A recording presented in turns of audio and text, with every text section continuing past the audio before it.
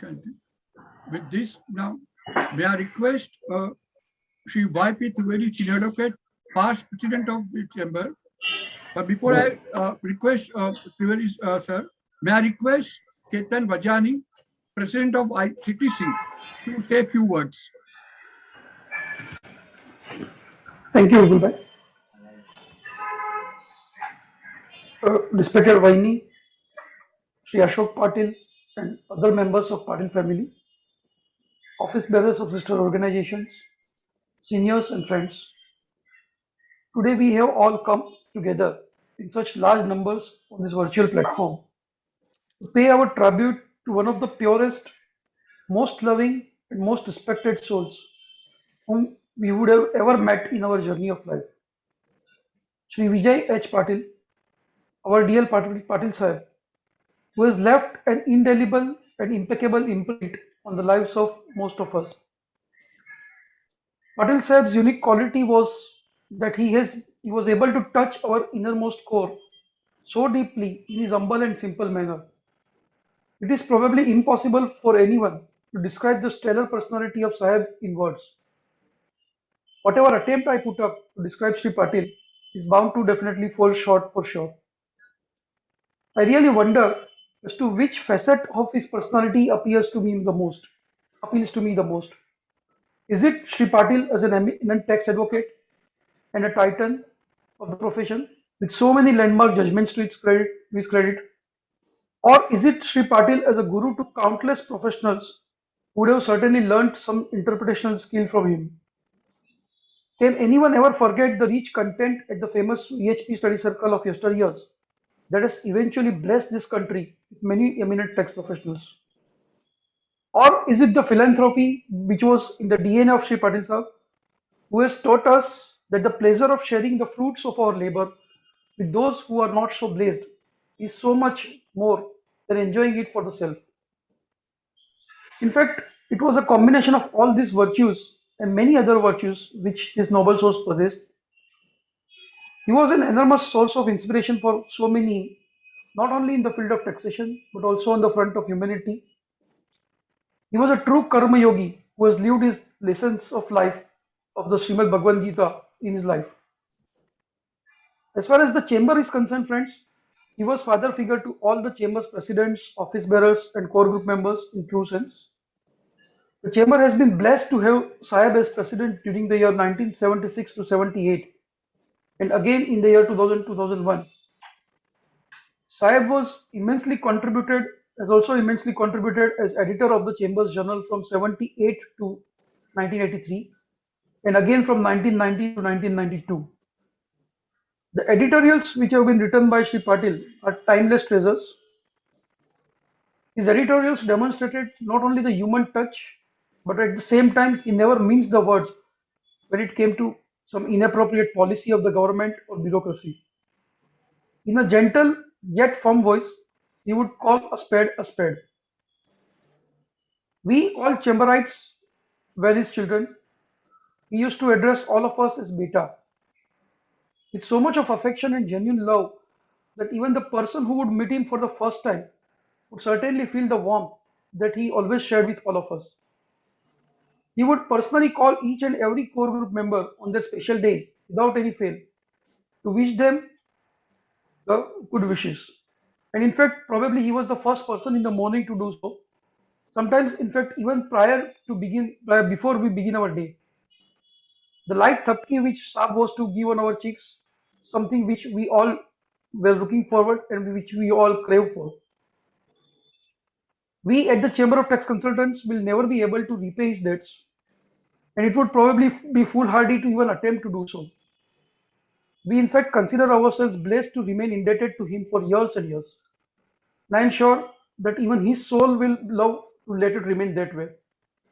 But yes, what we can do is we reaffirm ourselves and reaffirm all the present here to walk the path which Saab has shown to all of us.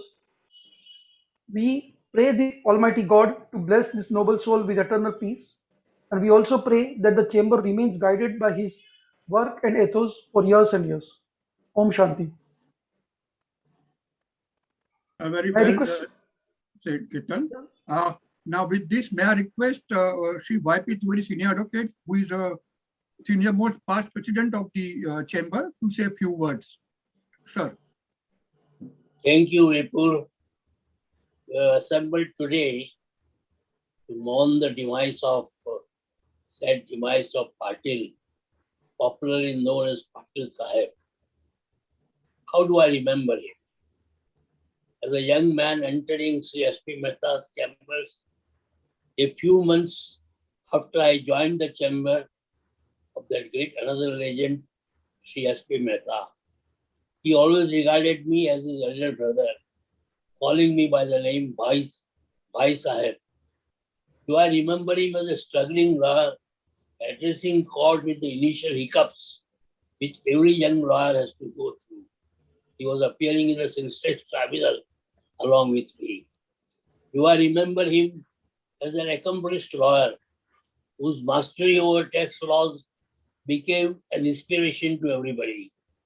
Or do I remember him as a successful lawyer in income tax tribunal, where at one time, on several days, he had to argue a case before almost every bench, or as a moving encyclopedia of case laws?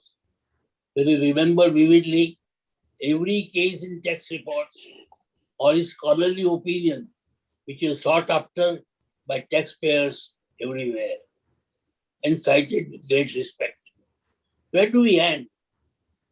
On his comradeship with everyone, petting all his host of juniors and professional colleagues, or putting life in sluggish tax bar associations like Chamber of Income Tax Consultants, ITAT Bar Association, or for participating in several tax seminars and encouraging young professionals.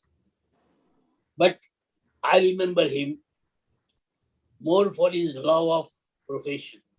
There are lawyers climbing the ladder of success, accumulating huge money and great respect in profession. But there are very few who, like Mr. Patil, are wedded to the profession. For Shri Patil, tax profession was everything in life. I am told that even on the day of his marriage, he attended a case in court and then went for his own marriage. He nurtured a large number of juniors, whom he not only encouraged, but very affectionately treated them as part of his family. I do not wish to list a large number of landmark cases in which he appeared, because the list will be too long. And that can be said about many lawyers. But I will confine myself to only those aspects which make him a unique figure. Probably it was his intense addiction to profession that took a toll on his health. I have observed that those in life who are more versatile, have various interests in life, stay youthful for a longer period. For more than 10 years, slowly his organs were giving away, and finally succumbed to the will of Almighty on 20th of August 2021. He will always be remembered as a man who was noble, humble, simple, had no pretensions, loving all and loved by all. What else one wants from this fleeting journey of life? Thank you very much. May I now request Shri Rathur sir, senior advocate, past president of CTC, to say a few words, sir. The passing away of any person creates a void and a feeling of sadness. This is particularly increased if, as it happens, the deceased for now almost 65 years and admired his qualities, his abilities, and his approach. He lived a very fulfilling and rewarding life. Because after all, what does a lawyer expect to achieve? He may expect to achieve excellence in academic qualifications. Vijay stood first in the LLB examination in 1957. He won almost all the prizes which were there. He later completed his LLM, and he even wrote a book on the principles of sales tax law. These are academic achievements which few of us can claim credit for. What is the second field in which a lawyer may excel? It is education. Vijay took part in formal education by lecturing at the Siddharth College of Law for over 14 years on the Constitution of India and on taxation laws. These are formal education. He also played a part, and a leading part, in informal education. What do I mean by informal education? He put into the profession countless number of juniors whom he trained and who profited from working with him in his chamber. Lastly, he educated other lawyers, accountants, and those who wanted to be lawyers and accountants. He took part in several seminars, conferences, wrote articles, and delivered lectures. One of my very tender memories is when both of us were at a seminar in Matharan. And at these meetings, you normally have one evening of when everybody meets and drinks. And Vijay and I participated in what you may call a dance or a swinging. Let me show it to you.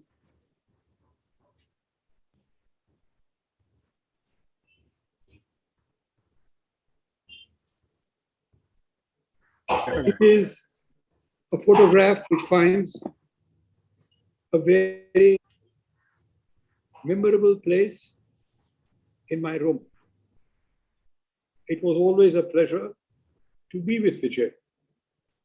You could discuss so many subjects.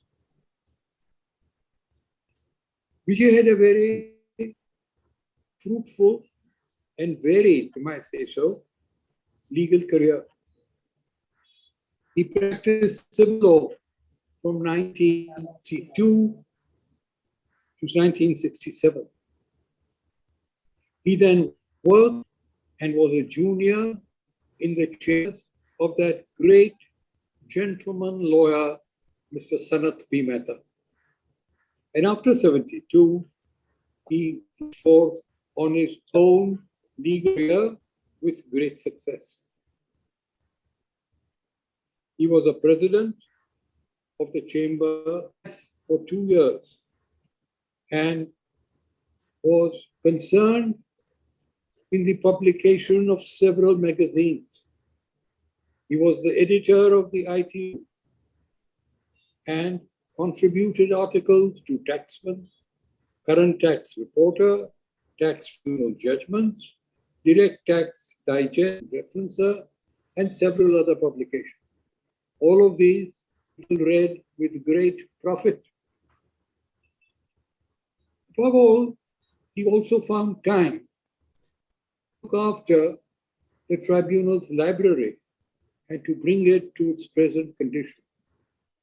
He spent almost as much time as Dr. Shivram does today in looking to advancing the scope of the library.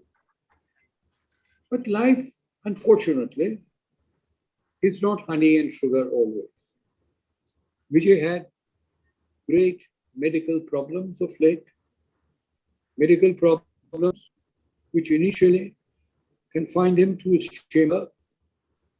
He did not undertake tax practice in the courts of the tribunal, and later, which confined him only to his residence. He met these problems with great character and without complaint.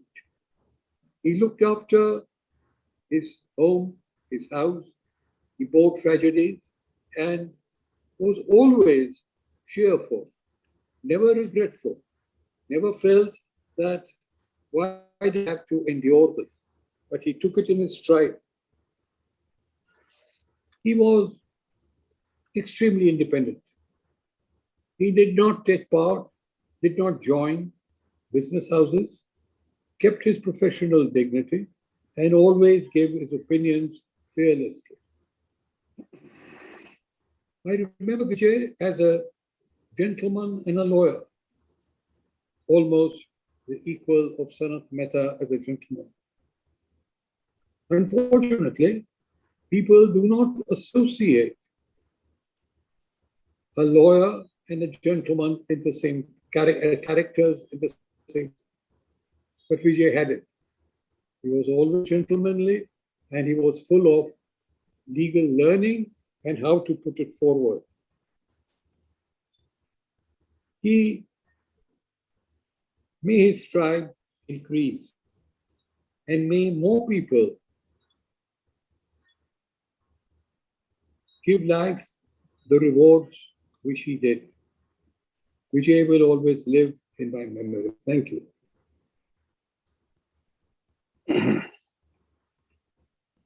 Thank you very much, sir, for very pertinent sentiment you shared, sir. May I now request my Lord Honorable Justice Arvind Sawant to say a few words? Thank you. Am I audible, sir? Yes, my Lord.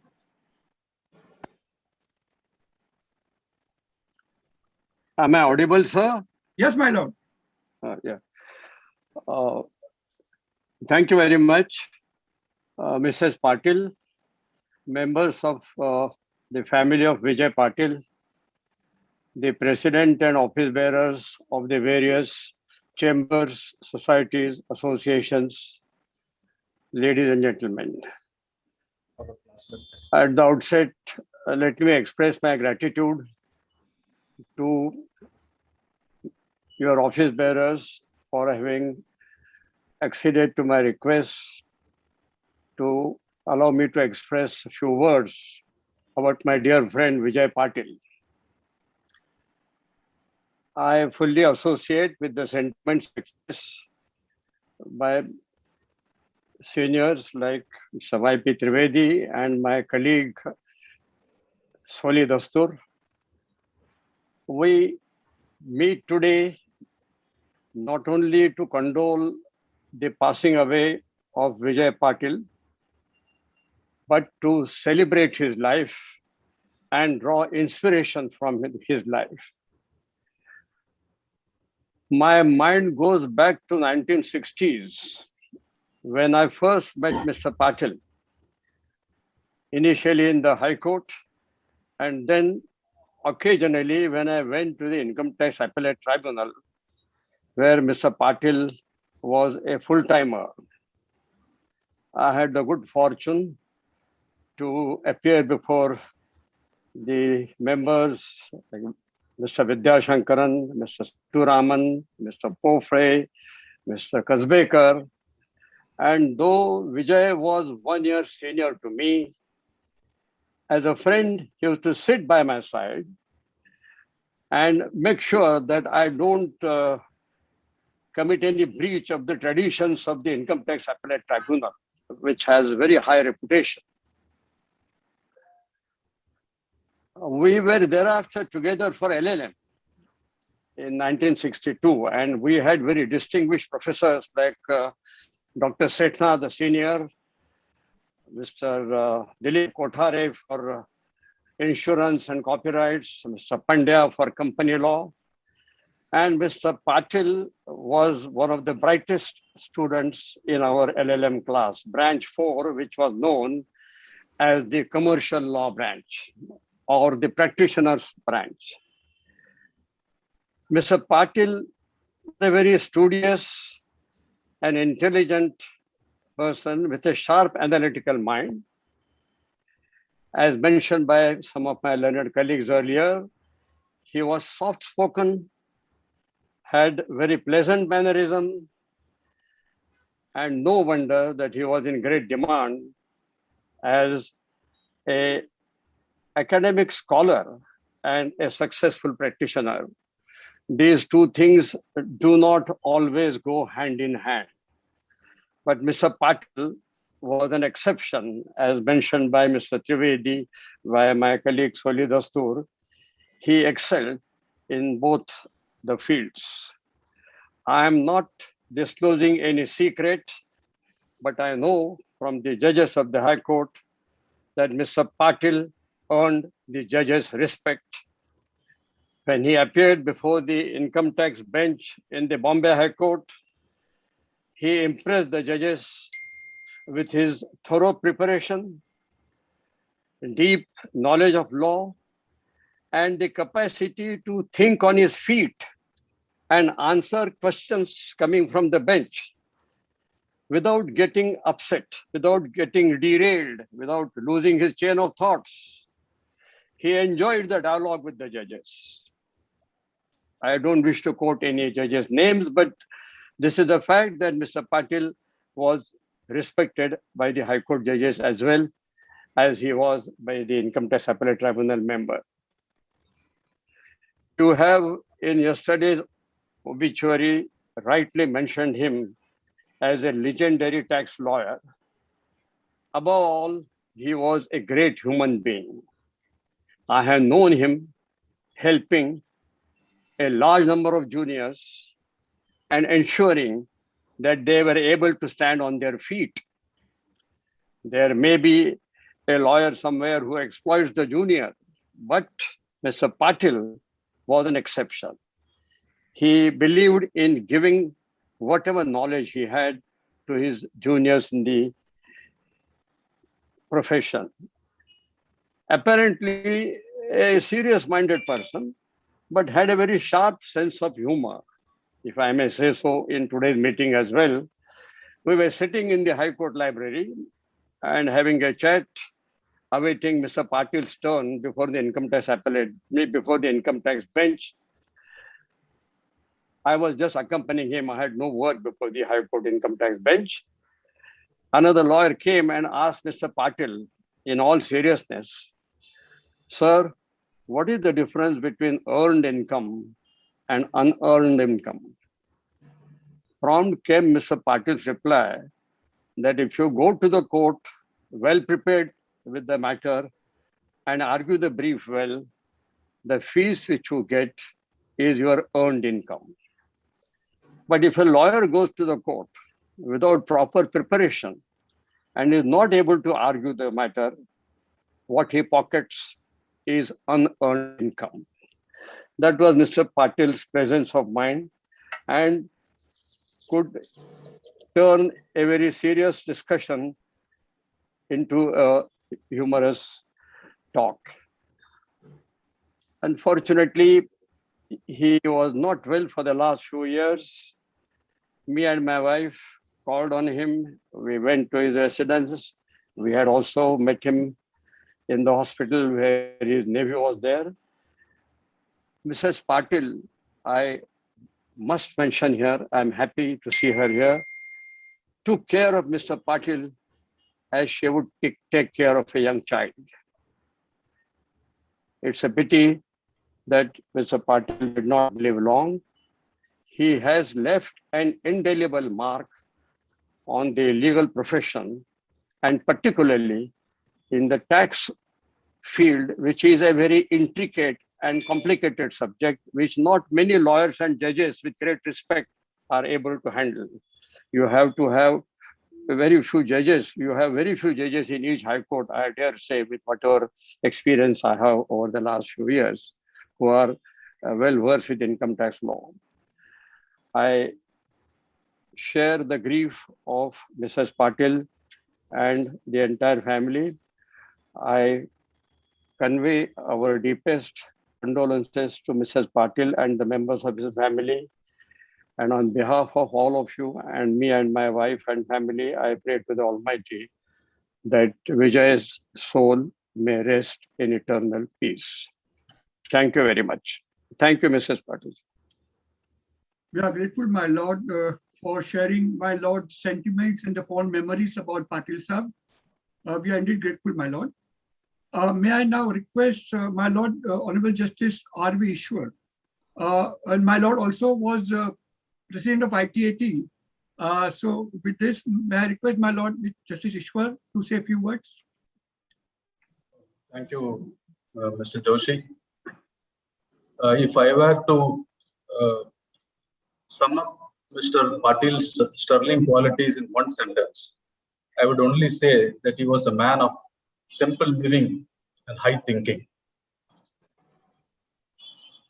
He had, on a personal note, he had unconditional affection for me when I was working in the Bombay benches of the tribunal. And I always thought that it was one of the most fair counsel. And at times, he was so fair that he would even make arguments which the department's counsel had omitted to mention. He was that fair. Men like Mr. Patil don't come every day amongst us. They are very rare. I always used to jocularly call him Gitacharyan, because after I read some of his commentaries on Bhagavad Gita in one of the journals, I used to pull his legs, and he always had a very affectionate smile for that. I remember a few incidents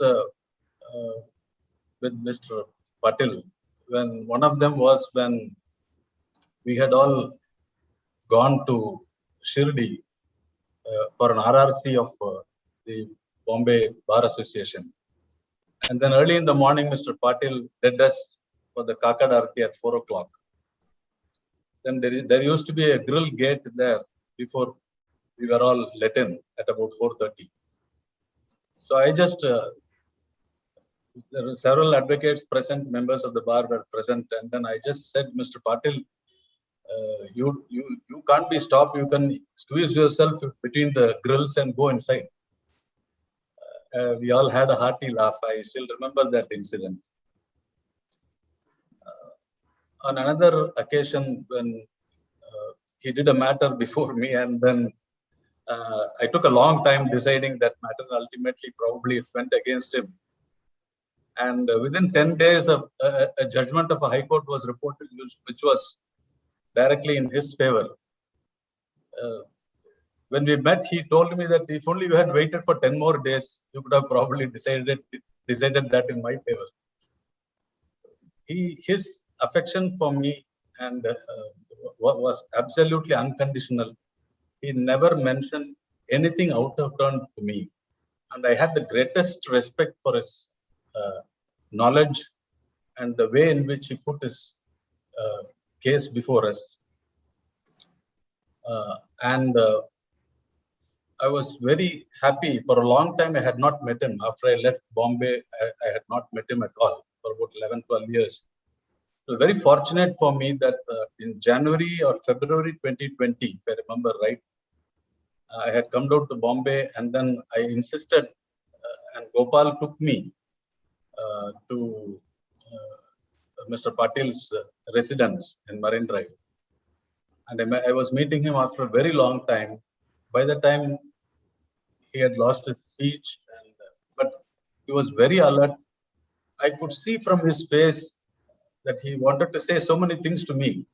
And he was actually conveying what all he wanted to tell me by his sheer smile.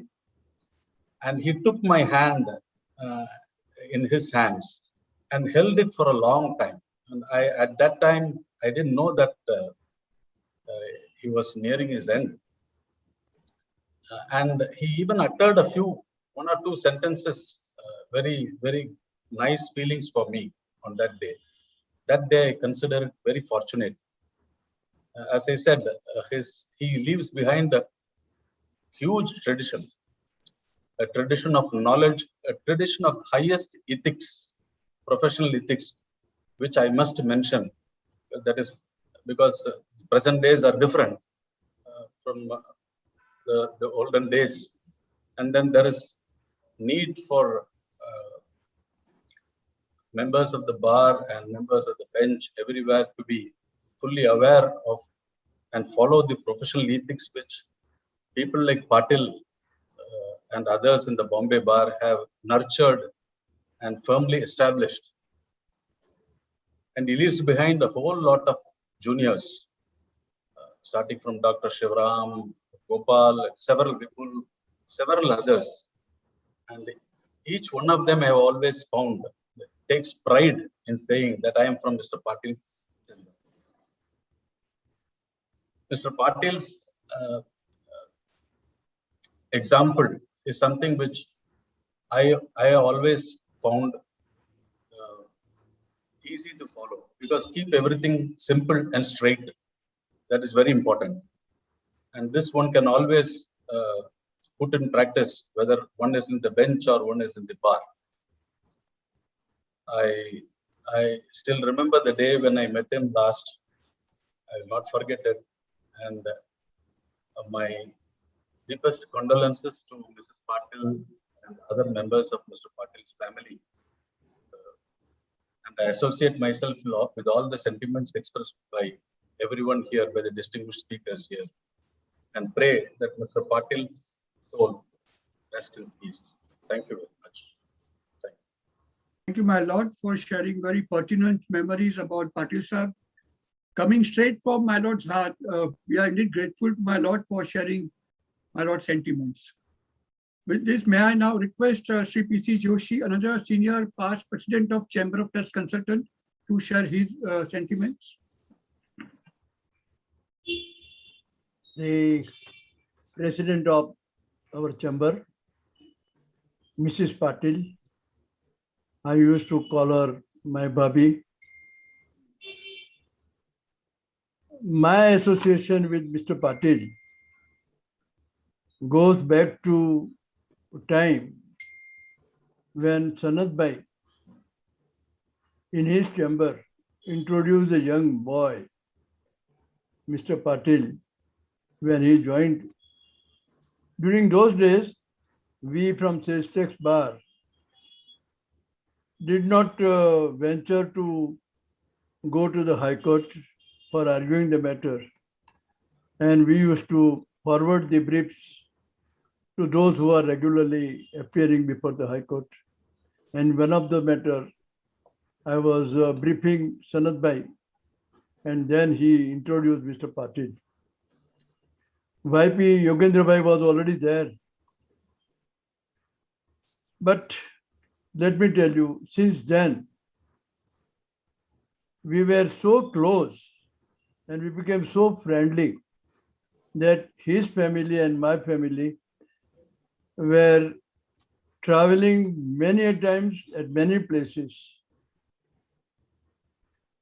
And a person whom everybody would like to talk to, he was a person also known, apart from income tax, also known for his knowledge on trust provisions, charitable trust provisions, and Hindu law. In fact, I remember he taught Hindu law at Government Law College. My memory is maybe not correct, but then I feel that he taught Hindu law at the Government Law College, apart from the Siddharth College of Law. He had inherited I would say, the golden principles of tax practice from Sanat Bhai. And as a Shishya, he passed on those principles to his Shishyas in the form of K. Shivaram, Keshav Bujle, and then Vipul Joshi. All these people have blossomed, and in their own right, they have achieved their heights as one of the top professionals as far as income tax is concerned. Vijay Bhai had quite many, I would say, plus points, and he is the only person whom I know who was honored to become the president for more than 2 terms, or 2 terms, I would say. One was in 77, 78, and then after 25 years, when we were celebrating Platinum Jubilee year, we honored him, we selected him to be the president of the chamber. That was their uniqueness as far as the Mr. Vijay Patil is concerned.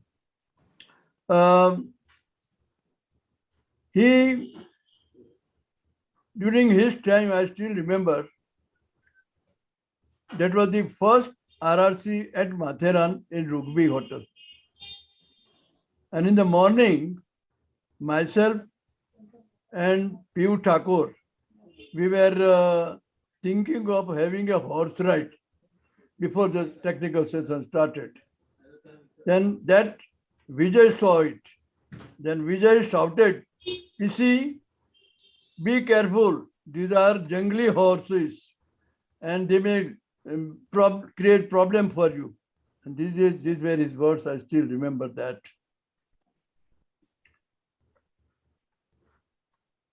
In Platinum Jubilee, we released a book showing the history of the chamber. And friends, at page 119, he, as a president, wrote that the chamber has become a part of my life, and I will continue to serve it till I cease to be professional. In fact, he continued to serve the chamber till he ceased to be the professional. Of late, he was suffering from many problems, and since last 1 or 2 years, he was unable to even recognize the persons whom they visit. He will only used to say, he used to handle take the hand of the visitor, but could not speak. He only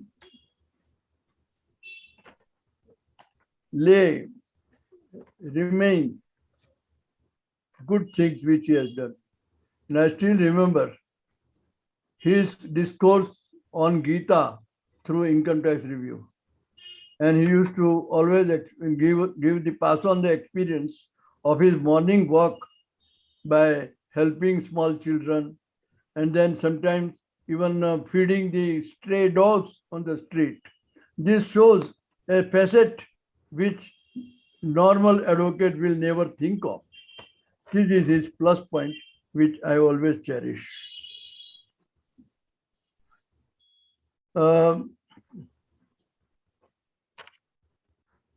Mr. Dastur has already referred to that, but he was also an early caller on the day of birthdays and marriage anniversary. Of late, so last several years, I did not get it, but then let me tell you, that shows how particular he was for every individual friend. And to him, everybody was his friend. Friends,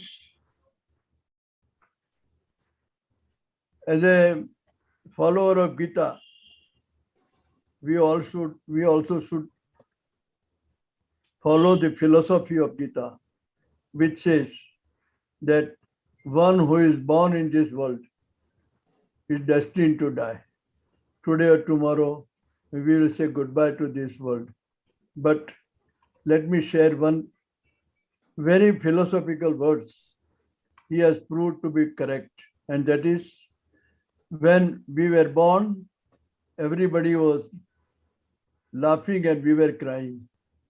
But when the time comes of saying goodbye to this world, we should laugh and others should cry. And this philosophy of life, he has proved to be the correct philosophy of every individual who would like to say goodbye to this world. Friends, his memories are very, I would cherish lot of stories because his family and my family were so near that we used to visit each other's house quite many times. But I only pray God Almighty that his, to tell in the Gujarati, Atma Paramatma ma bhadi jai, so that there should be no rebirth to this planet. Thank you very much. Om Shanti. Thank you, Shri sir, for very touching tribute. As you mentioned about the Hindu and LLM, if I can share for the benefit of gathering, he did his LLB in 1957 and he stood first in LLB exam, winning 8 out of 9 awards. And he was fellow of Government Law College from 59 to 61. He was Shankar said Hindu law scholar, and as you mentioned rightly, that he did his LLM in Hindu law in 1959 from Bombay University, just for the benefit of that is my memory says only. Correct, exactly. Correct. Very well. Thank you, sir. Now, we have received message from S.N. Inamdar, sir, senior advocate, who was to attend today's meeting.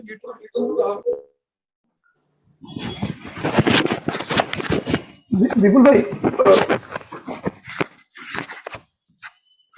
you are muted actually.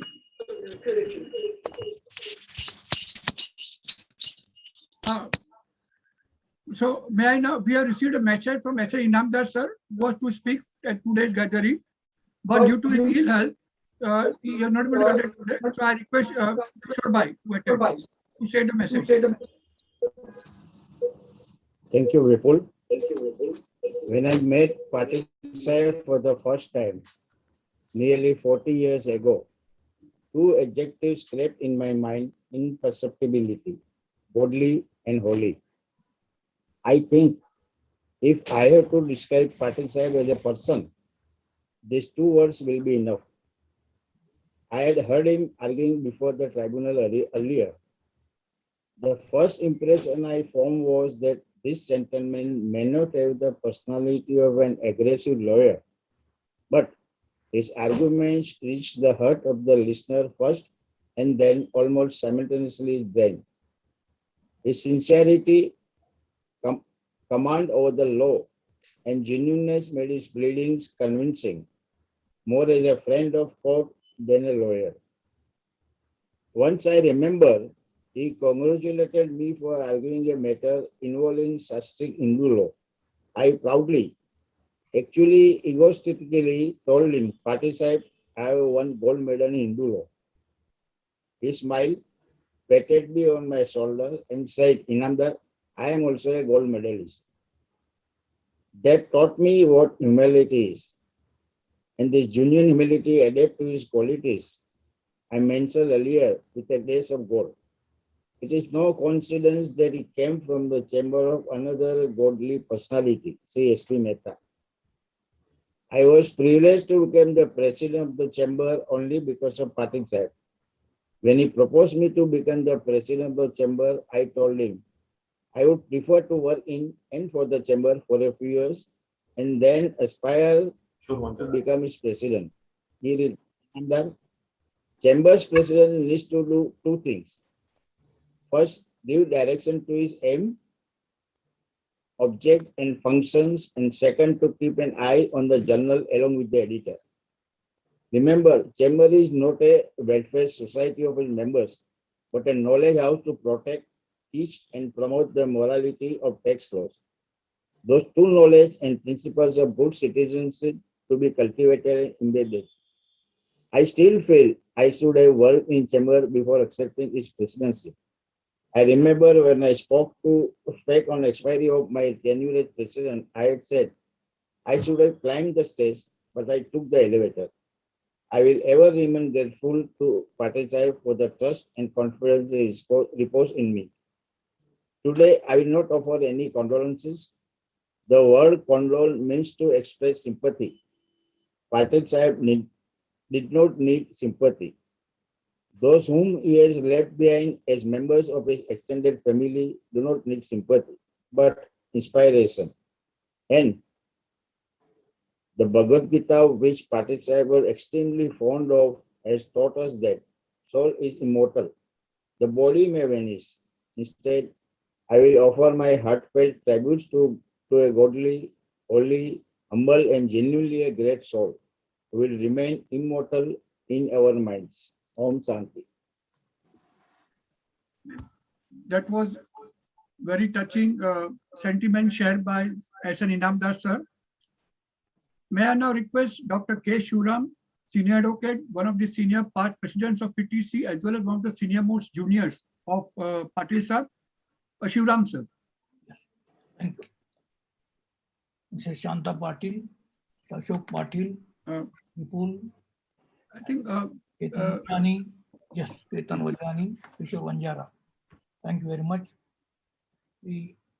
My first interaction with the Patil sir was in the year 1975. I was studying in the second year of the Siddharth Law College, which Dastur Sahib had mentioned earlier. He was teaching subject of income tax, sale tax.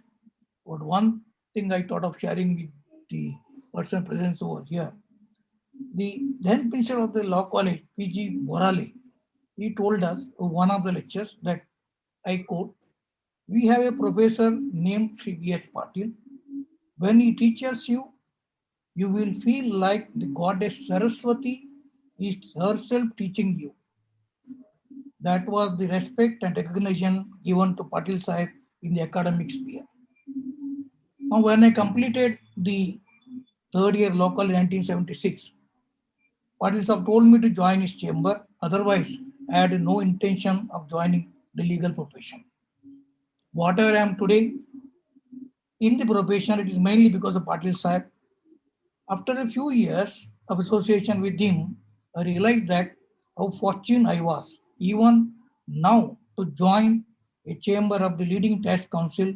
One may have to wait at least years, and that also with the strong recommendation. Whereas I was invited to join the chamber of the CVH party.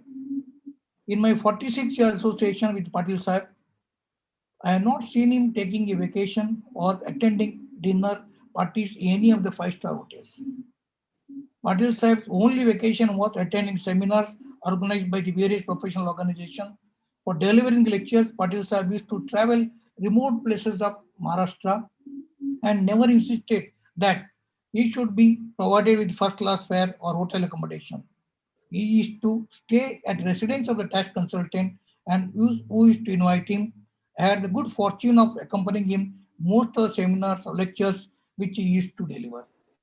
Patil Sahib has trained nearly, as Dastu Sahib mentioned, 25 juniors, which is one of the greatest contribution Patil Sahib for development of the tax law. Of course, the Mr. Jagtap is here. He is one of the senior most junior of Sri Patil Sahib. I am second to him. And apart from the juniors, there were a large number of young lawyers, chartered accountants, who used to meet Patil Sahib regularly for his guidance on various academic issues. One of my fond memories in Patil Sahib chamber was when everyone in the chamber would have the lunch together. There was a homely atmosphere in each chamber. Let me share with you a few of the instances which you will not find in any of the publications or also will not find in the magazines. That the Patil Sahib used to celebrate Independence Day and Republic Day with street kids, giving them the Indian flag and sweets. Patil Sahib was a strong support education. He has donated substantial amount as a donation to night schools of Mumbai, wherein the people who work in the hotel, restaurant and officers in the daytime and attend the night school Patil support students who are studying in the night school by giving financial assistance to buy books and pay school fees through his public charitable trust in the name of his mother, Sundara Public Charitable Trust. It is heartening to know that some of the students who have studied night schools are chartered accountant today and lawyers, and some of them into having a very good position in the banks. Of course, the regarding Honorable Justice Ishwar Saab also mentioned, and Datur Saab, everybody mentioned about persuasion skill in the court. Let me share with you only one instance that when Patil Saab was arguing in the matter before the Bombay High Court on partnership, then the judge of the who is sitting on the tax bench, he told us, all right, you tax counsel think that you know the law, but this is a partnership law. So therefore that I have read what is the question before us, he not argue, I am fully convinced you have no case. Patil have requested the honorable judge, my lord, please allow me to put forward, thereafter you may decide. After argument, the judge told in open court, Mr. Patil, I am sorry, you are right, and then ultimately judgment came in his favor. That is what the caliber and persuasion which Patil Saab used to have while arguing the matter before the court is concerned. Now, as regard to tradition is concerned, Patil Saab had followed the fine tradition followed by his senior, as Datur Saab also mentioned, CSP Mehta. He taught us that the success was achieved by his senior by following the ideal professional path without compromising on any of the basic ethics and principles that govern ideal professional life. That is what he told us when an occasion. Patil Saab is one of his article which he reported AFTP journal, Midton wrote. I may just quote from 3 lines. The idea of taking up the profession is not at all with a view to make lots of money, but to render useful services to the needy ones. There is a sharp distinction between the profession and the business, whereas in the case of the business, profit motive is predominant. In the case of the profession, what is really important is rendering professional service, which is service oriented, not profit oriented. Not only he wrote, he followed it. That is the what great thing what we found. Today, in the tax professional field in Mumbai, if there is a professional efficiency, integrity, more fair play, cooperation, and professional brotherhood, entire credit must go to the stalwarts of tax bar Mumbai. Let's see Ajay Kola, Anya Palkewala, SP Mehta, VH Patil, and our living legends, YP Trivedi and SC Dastur. And it is the professionals like Sri Patil Saab who made our profession really noble. We have a great responsibility and the legal legacy to take forward the value and ethics followed by stalwarts of tax bar Mumbai. If you are able to follow at least few of their value and ethics, that will be the real tribute to Patil Sahib. Some of the juniors of Patil Sahib, the chamber have proposed a publication titled Tribute to Sri V.H. Patil, our Guru, wherein we will be published selected writing the Patil Sahib, which are relevant to today's practice and various qualities of Sri Patil Sahib as service rendered by him in the tax profession. Patil Sahib is no more with us, but his smiling face and very affectionate look and guidance will always remain in our heart.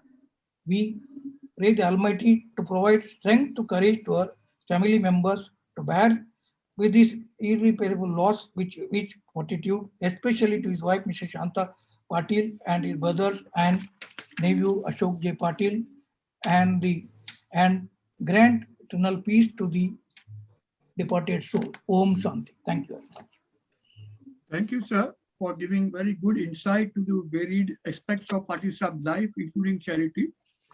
Now, friends, before we request another speaker, there will be a PowerPoint presentation of various photographs and glimpses of Patil Saab various personality, and then we'll continue with the speeches by the next speakers.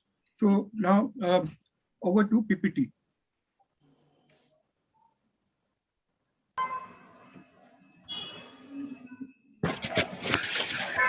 Maitri, can you do that?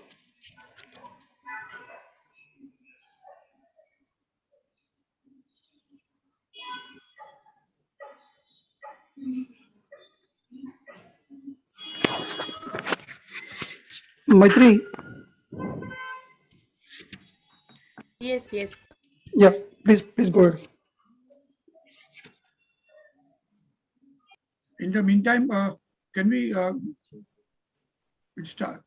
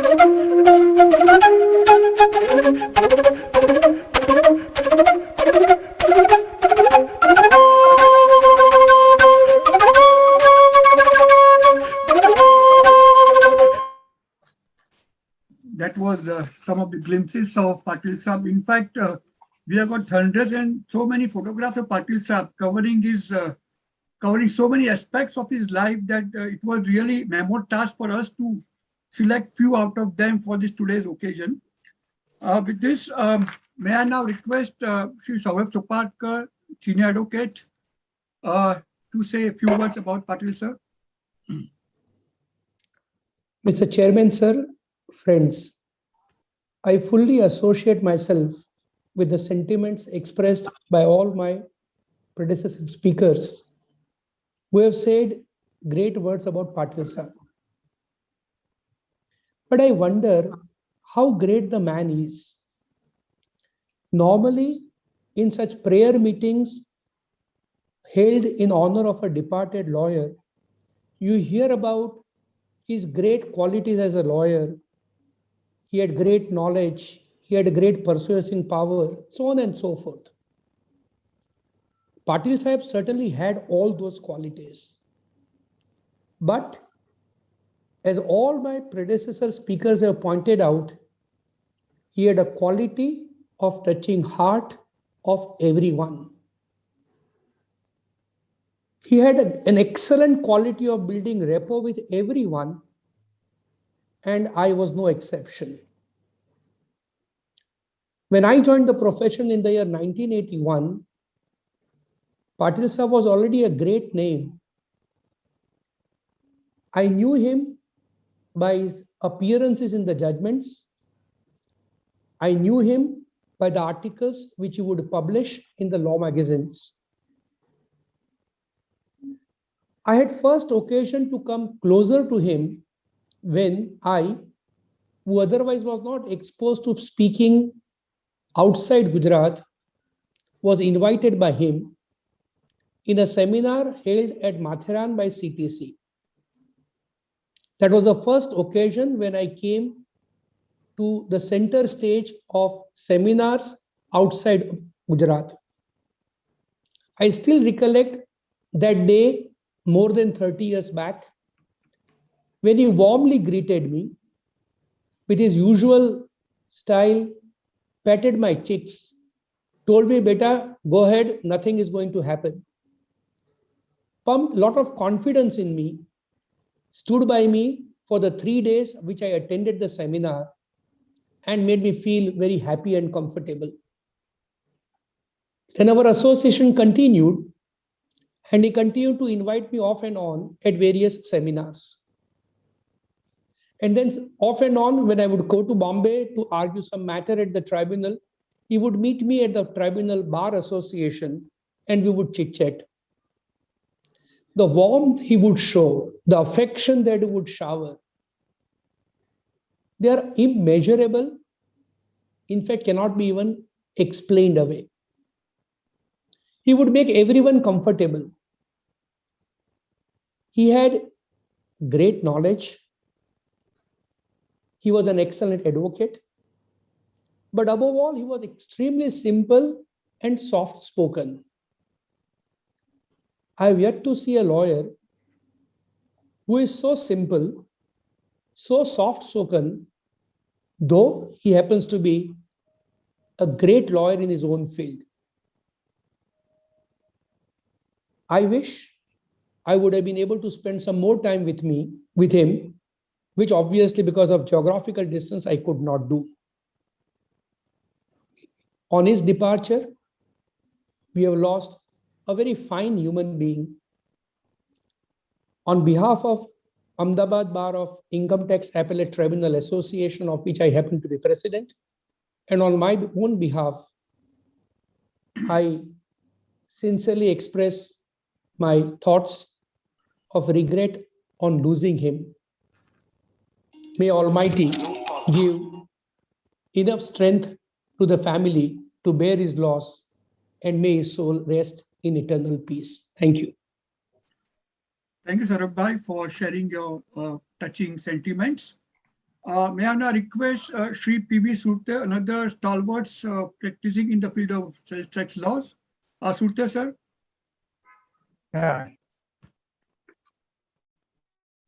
President, and office bearers of the three organizations. I recollect a Sanskrit slok today which aptly describes what Mr. Patil was. It is said that Shateshu Jayate Shuraha Sahasreshu cha Panditaha Vakta Dasasahasreshu Data Bhavati Vanava. This slok aptly describes what Mr. Patil was.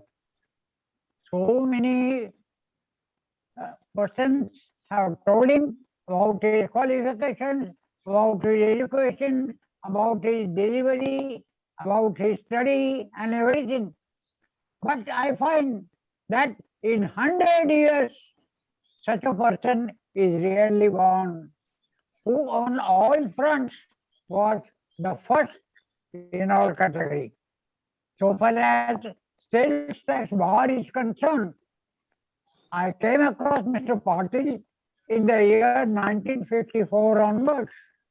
And for the last 65 years, we found that the bar, like Mr.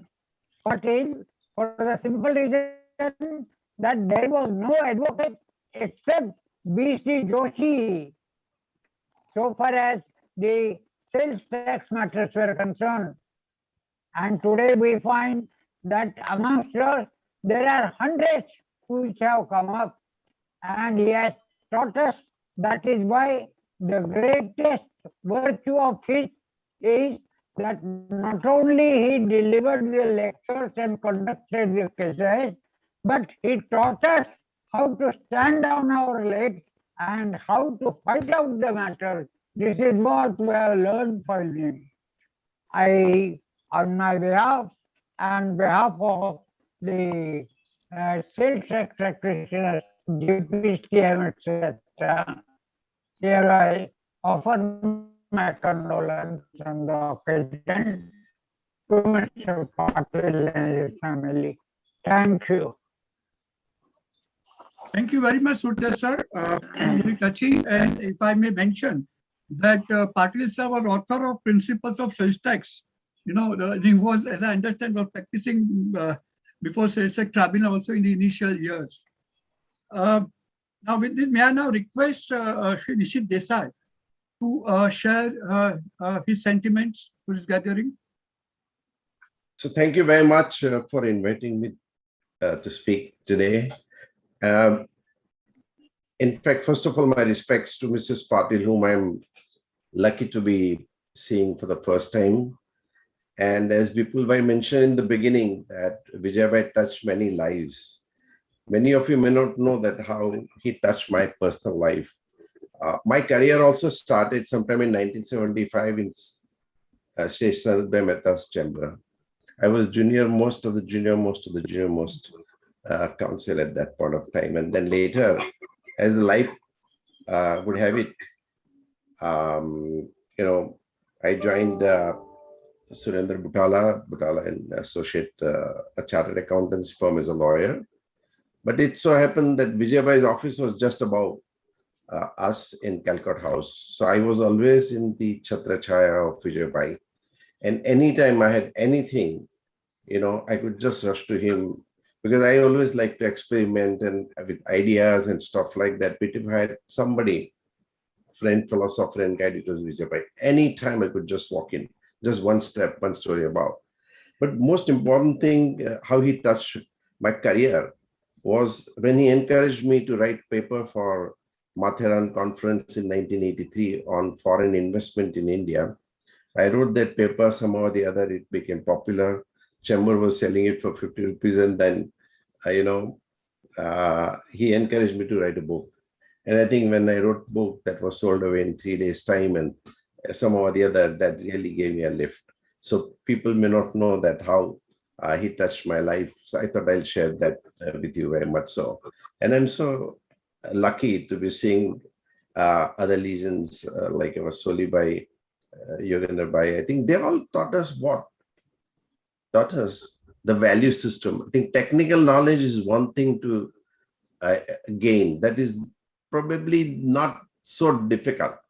But I think what we have learned from all of you, and I must say Suribai, and Yogadabhai and others, they really taught us value system of the profession. And till today, I believe that there's significant difference between profession and the business. And that is what something that really we carry forward throughout our life. And I cannot say too much, but I think it has been wonderful to have been connected with Vijay. In fact, he not only was friend, philosopher, and guide, but also acted as my advocate. When I, for example, claimed first time a deduction under Section 35, when I set up first research center in Juhu, a small research center, and claimed entire deduction. I said, if business can claim 100% deduction, why not profession? And he was, Vijay argued the case, and I think he successfully did it. Of course, later on, some case laws came differently. But really speaking, I said there should be no difference between profession and business, as far as tax deduction is concerned. Of course, the ethos are different, other kind of stuffs are different. But at the end of the day, if you have to take care. So it was very interesting to play. His office was a kind of a mini laboratory for me, to go and test out new ideas, and never he said you're stupid. Okay, he always tried to understand and encourage me to come up with some new ideas, another perspective, and whatever it is. But I think I miss him personally too much today, and all my senior professionals who are here, and Justice is. I think we are grateful to you for giving us a great legacy of value system, integrity, and many other things that we learn just beyond technicals. And I would convey my, if I may say so, I would say that condolence was not an appropriate word. That is what was said, but at least we have learned how to empathize. I think empathy is a very important part, and that is what Vijay always had towards me and other younger people who are today somewhere in the profession. We thank him a lot. And those words I would just close here. Thank you. Thank you, Nishit Bhai, for very well conveyed message to the gathering. Now, may I request Pinakin Bhai Desai, another senior chartered accountant, a very well respected chartered accountant. Pinakin Bhai, please. Yeah, Babi ji, Ashok ji, I see Anna ji as well, who was part of Patil Saab's chamber and life, all my seniors and friends. We are here to pay homage to somebody who was a father figure for me, philosopher and guide for many more, a philanthropist so far as the society is concerned, a jewel of the profession. There are very few, a handful few, I would say, that in a generation you get like him. And we were so privileged to have been associated with him rather closely for many years. I agree with all the sentiments which have been expressed with regard to his professional excellence. Let me not repeat them, but try to recount some of the recalls.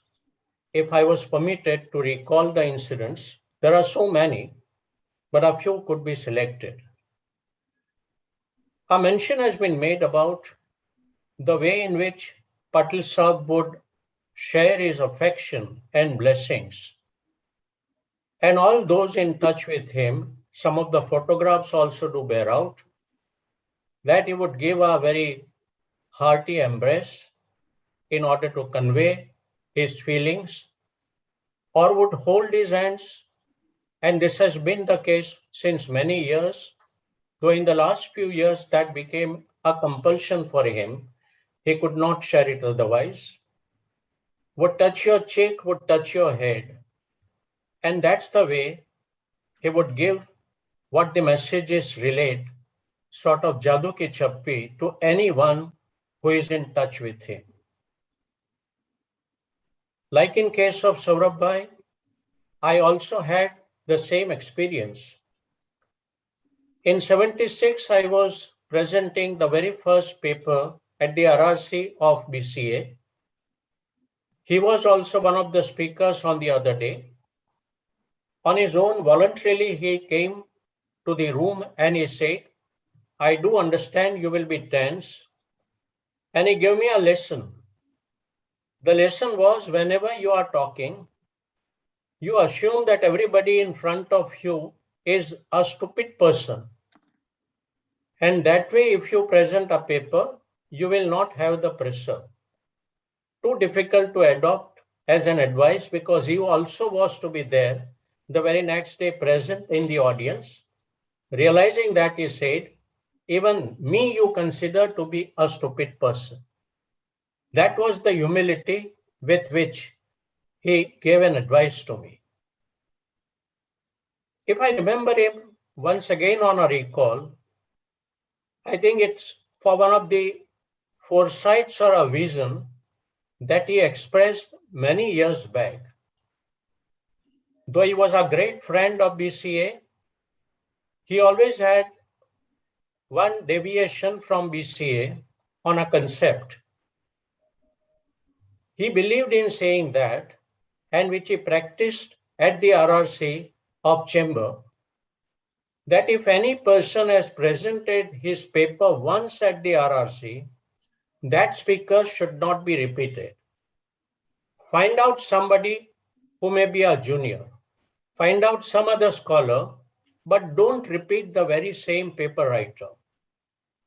I think that's the difference between BCA and Chamber, but he successfully implemented that. And I suppose Chamber has still been implementing the same philosophy. He was always very soft, but he was at the same time ferocious and very powerful when it came to some of the principles, namely the ethical values that one has to uphold. And you therefore will recall that he was the one who had raised many years back voice against corruption. And others, of course, supported him, but he was the one holding march at that point of time. But with all this, some less known qualities of his, that he continued to retain to himself the innocence of a child, the transparency of a child. He had some of the qualities which are a childlike quality. Let me give some instances which I can share. We were all traveling together for one BCA seminar, and at the Bombay High Court, he flicked away from the pocket, I think of Rajan Vora, the boarding pass of his, and then very innocently went back to him and said, "What is your seat number?" For a few minutes, he continued to observe the anxiety through which the other person was passing in order to find out where his boarding pass was. If I share another instance, he was the one fond of playing cards for fun's sake. And when at the BCA seminar, he would be found in some room playing cards, enjoying like a child. So much so that he may even forget that there is a time for his session, and the organizers may have to go and hunt for him to find out where he is so that he can be reached to the podium.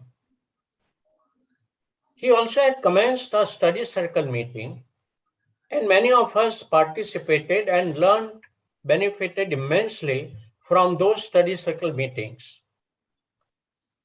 But once a while he announced at the study circle meeting, and he proposed and he said that, let's go out of station in order to devote full time for study circle.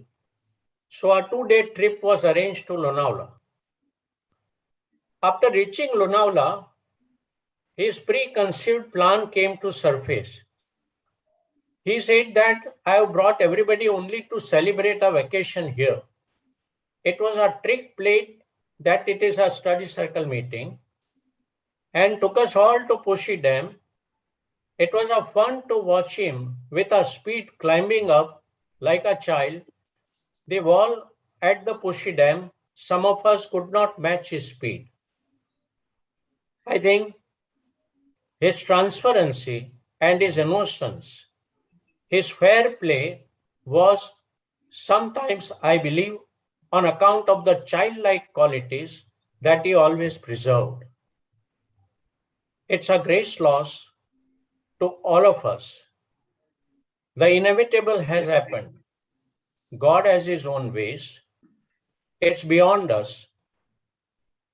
Only complaint that we have on his behalf, though he never complained, has been that a person of his nature, person of his character, integrity, and cleanliness had to suffer for more than a decade in a condition which we would not like him to be.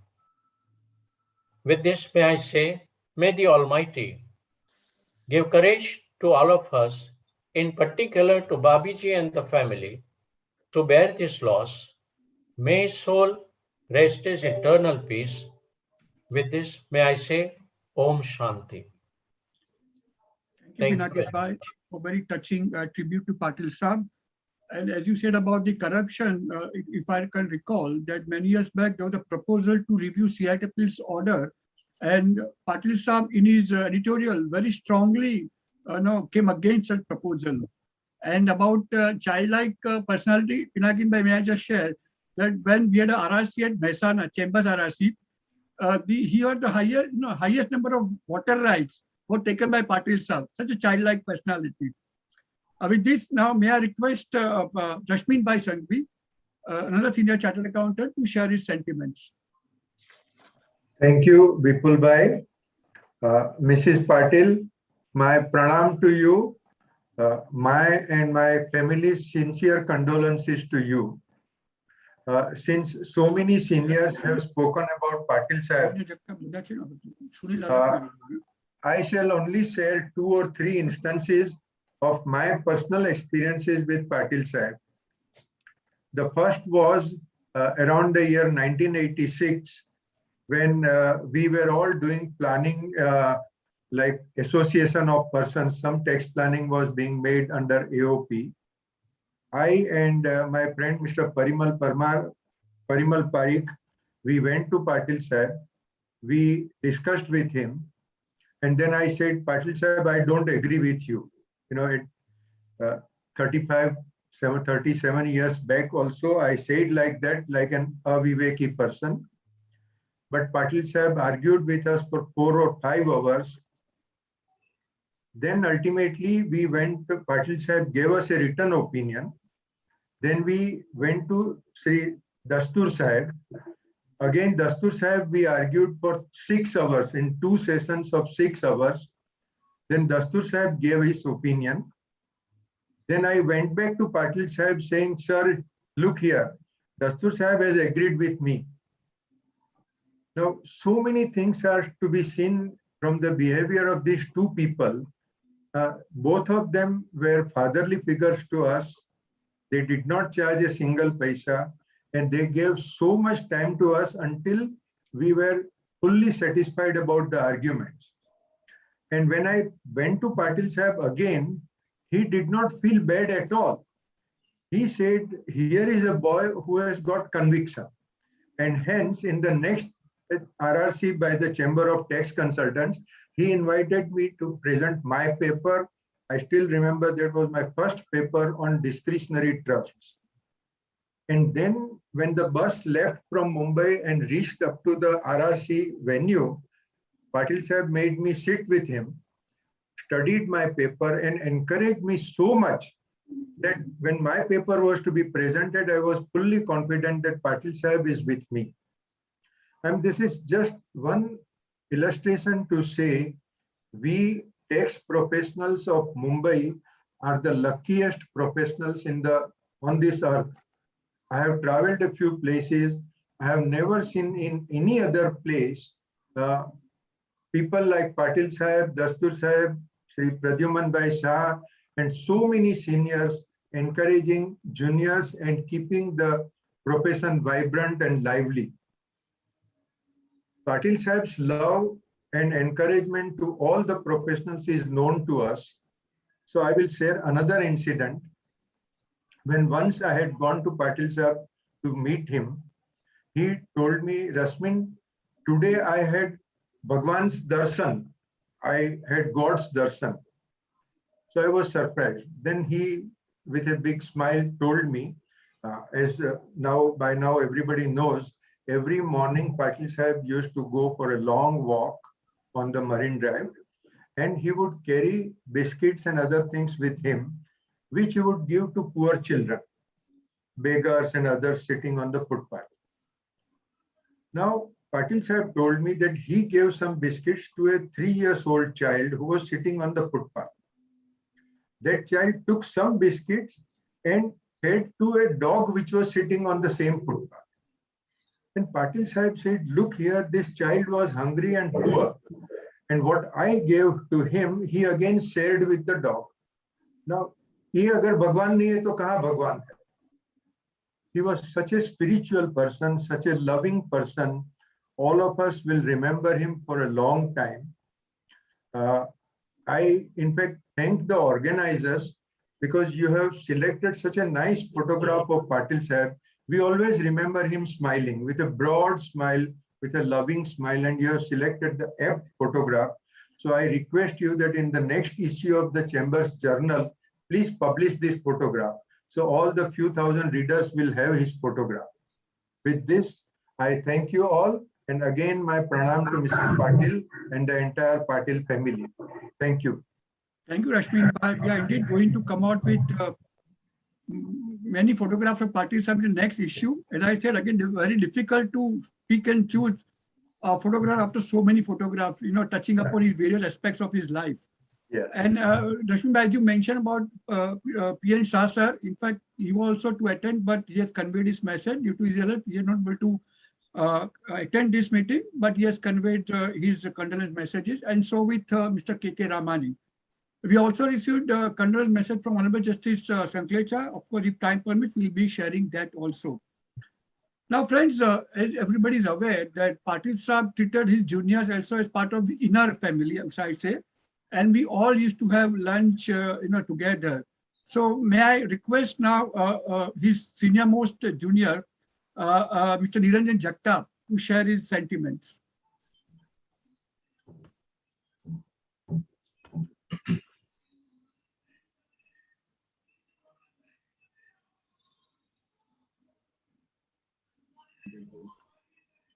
Niranjan Bhai, can you unmute Niranjan Bhai?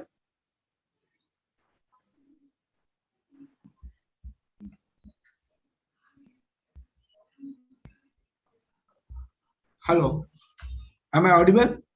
Yes, Niranjan Bhai, please go ahead. Good evening. In passing away of Mr. Patil, to me, Patil Sahib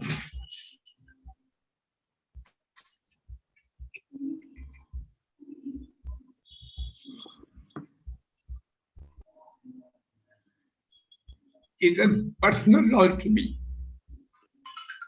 I was not only junior, but his family member. I have the distinction of being his very first junior, and I take immense pride in saying so. Patil Sahib treated me as his own. He was everything to me. As an elder brother, my guru, everything. Now, everyone has spoken so much about Patil Sahib, about his professional and other things. But for the information of all, Patil Sahib came from a very illustrious family. Patil Sahib's father was a charity commissioner at Bombay. He was administrator general. His elder brother, the father of our Mr. Ashok Patil, a very eminent and a famous engineer. Patil's eldest sister was director of Jamnalal Bajaj Institute. His younger brother, Sharat Chandra Patil, was a head of physics department at IIT Bombay. So the entire family of Patil Sahab is an illustrious family.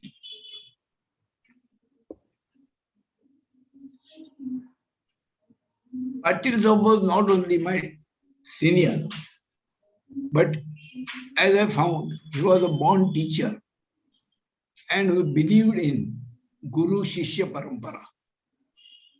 Whenever he taught, whether in college or explained to his juniors,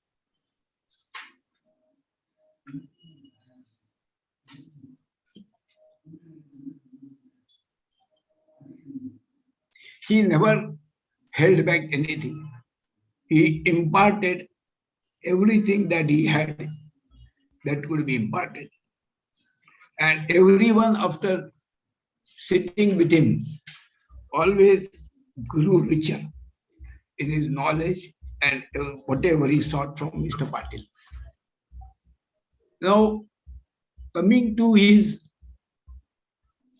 qualities, he was not only a teacher, he also inculcated, he respected values in life to the extreme. With him, I was inculcated with highest values of life.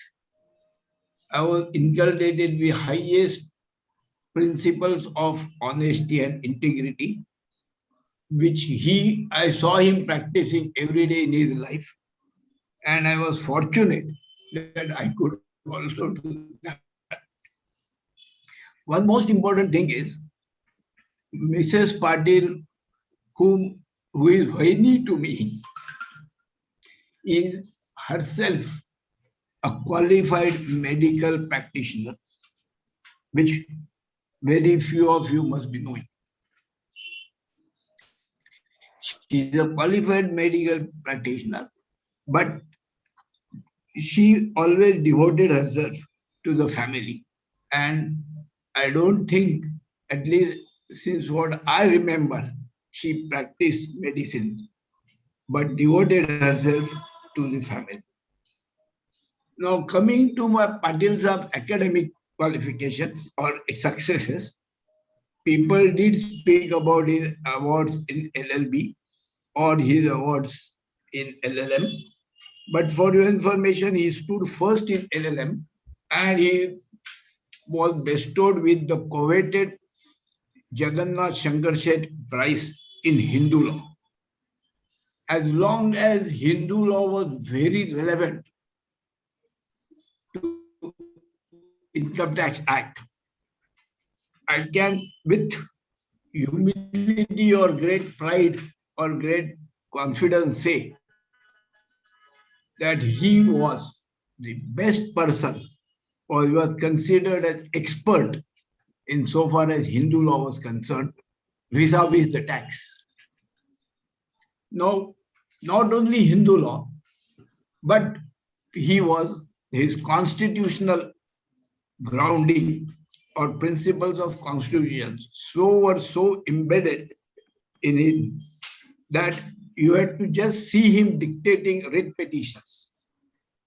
If you just took a paper and sat, if in the High Court of Judicature he would start, till the prayers, he would not even refer anything. He would have just first studied the subject and the flow would have been like a river. Non-stop he would dictate, and any complicated question of law, he would dictate the writ petition in just bare half an hour. I know so many advocates, counsels, his contemporaries, When it was a matter of writ petition, they would to straight away send papers to him and ask him to dictate. So that was his grounding and other things. Secondly, some mentioned Mr. P.C. Joshi here will admit he had equally good reputation or extreme racing in the sales tax laws. To begin with, he had lot of judgments to his credit because, as P.C. Joshi said, many of them did not appear in the High Court, though they appeared up to the tribunal. All the stalwarts, maybe Mr. Gaitonde, N.C. Mehta, P.C. Joshi, B.C. Joshi, all of them were in their own right experts in tax law. But when it came to High Court, practically it was Mr. Patil who attended or who appeared for them. And I know instance when I had gone with Mr. Patil to sales tax tribunal, and it was a full bench there. Somewhere I don't remember the question because sales tax also was not my cup of tea. But and that important question that day, all the officers, all the assistant commissioners were not sitting. Since all the practitioners say today Mr. Patil is coming to the tribunal to argue a particular point, and you would all like to attend the tribunal.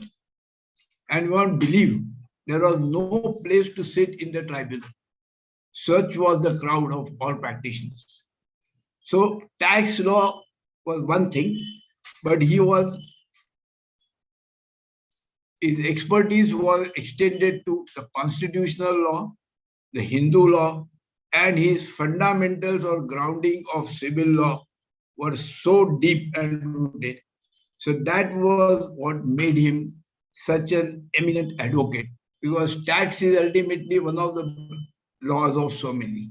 But his grounding with fundamentals was so strong that I think very few in the tax profession would have had such fundamental strong groundings in them. Now coming to his other qualities, his office was open 24/7 for his juniors and others. Today, in those days junior, but now in their own right, very eminent and senior chartered accountants and practitioners would attribute or would give their credit to their success to a great extent to Mr. Patil. Our office door, in fact, in our office, we used to never lock the door. Though we were going back home, it was always open. He said, what they will steal from my office. So the door was always open for everybody. And young chartered accountants, young practitioners used to never hesitate to come to him and solve their queries, difficulties, and whatever it is. He had no hesitation, they had no hesitation, and he was last person to think of charging somebody and taking.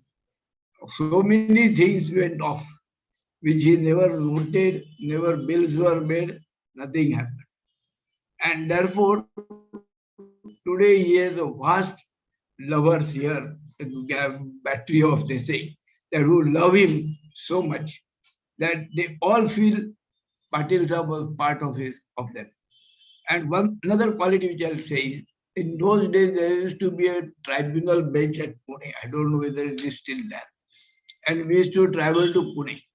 We had practitioners coming from offices who would not be so prepared, or many times they would be making wrong submissions, and a good case could be spoiled or lost, with a loss to their clients, as well as some wrong precedent to be maybe have come up in by way of a judgment.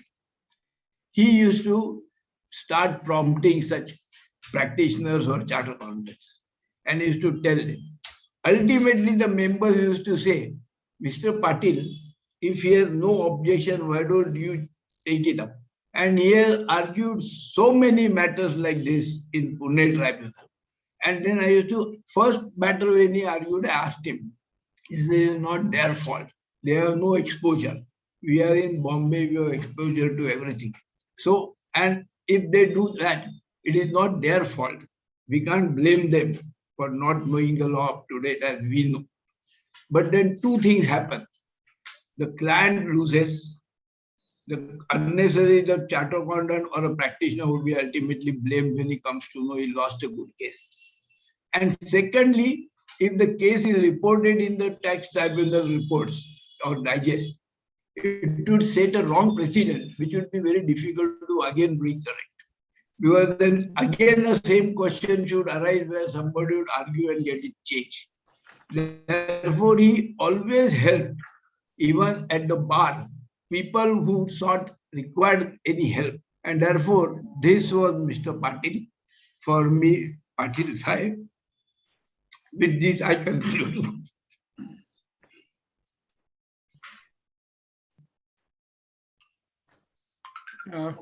Thank you, Niranjan Bhai.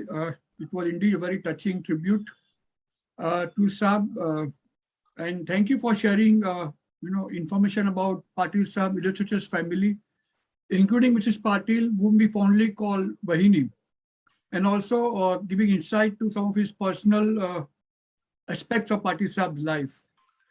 May I now request another junior of Patil Saab, Advocate Sunil Lala, to share his sentiments.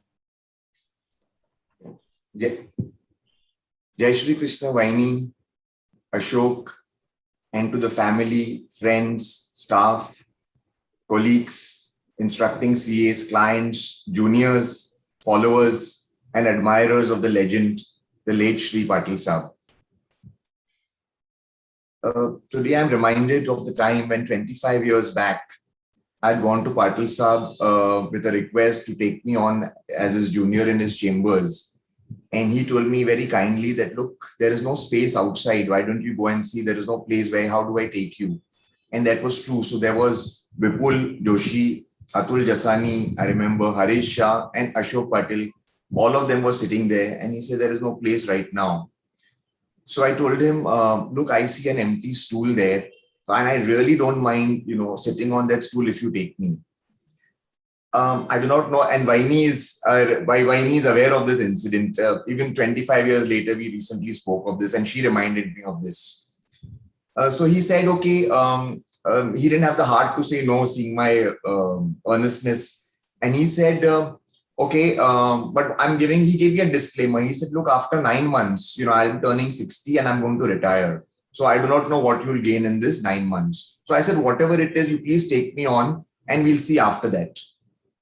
And to my good luck, he didn't retire. That 9 months actually became 50 months. And those were the 4 years I spent with him, or a little over 4 years. And if I was to just sum up in one line as to what I have gained in those 4 years, and with the theory of relativity, if I may say, so I have studied, for maybe 25, 30 years of my life, which is CA, LLB, BCom, and PhD. But what I learned in those 4 years at Patil Saab was much, much, much, much more than what I learned in those 30 years of pursuing my degrees. So much so that I'm still reaping the benefits of it. And my mother often reminds me, the first ladder in the profession, which Vaini is aware of, she will remember, because my mother has told her this, the very first ladder in the profession was given to me by Patil Saab, for which I shall be eternally grateful. I remember the times my week would start on a Monday morning. Those days I was like, I would pick him up I used to stay close to Patil Saab. I used to pick him up from the office. We used to go to the tribunal, and this was a routine thing. And every Saturday, our week would end. Patil Saab and I would go to the Hanuman temple in Kolaba, close to my house. And, we all heard of Patil Saab being a spiritually inclined person. But I actually witnessed, I must today share with you all, when in terms of bhakti, also, many of us have certain inhibitions. If somebody is watching around, what will they feel? He was at that level. He was completely oblivious of the crowd. And what they say, when you say, bhakti mein magna ho gaya. We used to go at 7:38 at the Aarti time. And he used to be totally magna at the Hanuman temple in that Aarti. And I witnessed that, and we did it for years together. In fact, thanks to him, I started going to the Hanuman temple. So, there is no doubt, we've all said this, that, Patil Saab's demise is a great loss to the profession, a very big loss. And the reason why I say this, because, somebody might say that, Patil Sahab has been unwell for so many years. And yet, why would one say there is a loss to the profession so many years after his sickness? And he's been out of circulation. So, as I think Mr. Dastur mentioned, I think he has mentored 25 juniors. And barring, I can only think of Mr. Dastur, who comes, in that range of numbers of developing juniors. I don't think in the whole of India, in any field of law, any senior can boast of even half that number of mentoring that many juniors. And just to give you a comparison, it's been 25 years since I have come in the profession. I think my number must have been 22 in Patil Saab's chamber, I think, and there were 3 after me. But in the last 25 years, at least in Mumbai in the profession, I don't think even 25 tax lawyers have come. And you can imagine Patil Saab prior to that has given 25 juniors. As regards his legal acumen, we would often tell him that, you're rendering so much service to the clients, why don't you hike up your fees? And you're rendering more service also, like other counsel will tell us you make your paper book, he will tell the juniors to do it, we would render that service. But he was very happy. He was on those days called poor man's Palkiwala. And when I say poor man's Palkiwala is because he was giving the quality of advice which Mr. Palkiwala would give, but his fee was so low. And he was very, very satisfied man. So if I'm reminded of Kabir's famous quote that "Jine kachu na chahiye, wohi shahenshah." And Patil Saab was a shahenshah like that. He was a completely content man. The kind of volume of practice he had, today one can't even think of that kind of numbers of appearances in the tribunal, high court, commissioner. The opinions he would render wasn't like I have 500, 600, 700 in a year. Unheard of. I don't think it's ever happened before. I don't think it'll ever happen after. And he did all this with sincerity, with a low fee. I don't think there'll be ever a Patil Saab or anybody even close to him ever. Two things, he was also a unique paradox, if I may say so. We know him as a mild person. Anybody who meets him will say he was a very mild person. But with that mildness, there was a fearlessness. So he had taken a stand on corruption, and he was leading from the front. So obviously, it's a beautiful blend if one can have that. If you can be, fearless and yet mild in your behavior. He had achieved that. Also, in terms of his behavior, if a case went against him, he was never perturbed by it. He was in a way fairly detached to the results of his case. He was also a very affectionate person. So he treated, whether it's the peon in our office, the office boy, the steno, the junior, the client, the CA, with equal warmth. And that is something which is very, very difficult to achieve, to treat people at par at all levels. And he had also developed the quality, if I may say so, being affectionately detached. So, detachment is a spiritual trait. So we all know, people say you must love all, at the same time be detached. And it's very difficult to reconcile the two. I think somewhere he had achieved that. And in profession, he felt happy. If anybody came to his chamber, he would kind of ensure that he goes back happy. As Vaini had also mentioned to me, that he would say that, no, we must not make the CA or the client wait for us. It's okay, we wait for the client. He wanted people to come to his chamber, he wanted basically to spread happiness. And he did that for, till the end of his life. So I remember he would tell me one famous line of his, which I can never ever forget. He would tell me, look, hum shrishti ko to badal nahi sakte, to hum apni drishti badle. And he actually means, you can't change what the reality is, so you can change your vision. And he actually practiced that positive outlook, because when I would go and, when he was ailing and when I would go and meet him, he was physically not in a good shape. But I never found him dejected, depressed, or, wanting sympathy. His mind was, he was cheerful, smiling. He actually, practiced that positive outlook.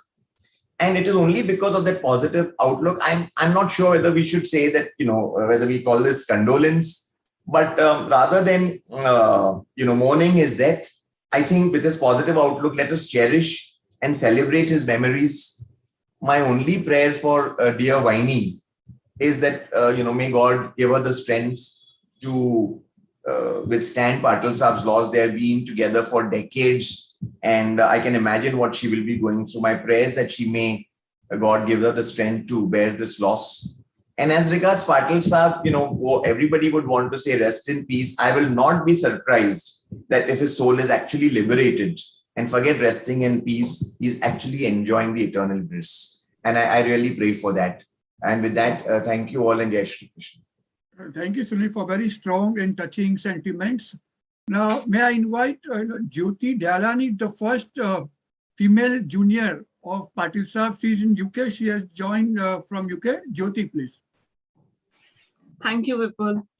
Thanks for the opportunity, and I must say the honor of the time to express a few words and my feelings on the sad occasion.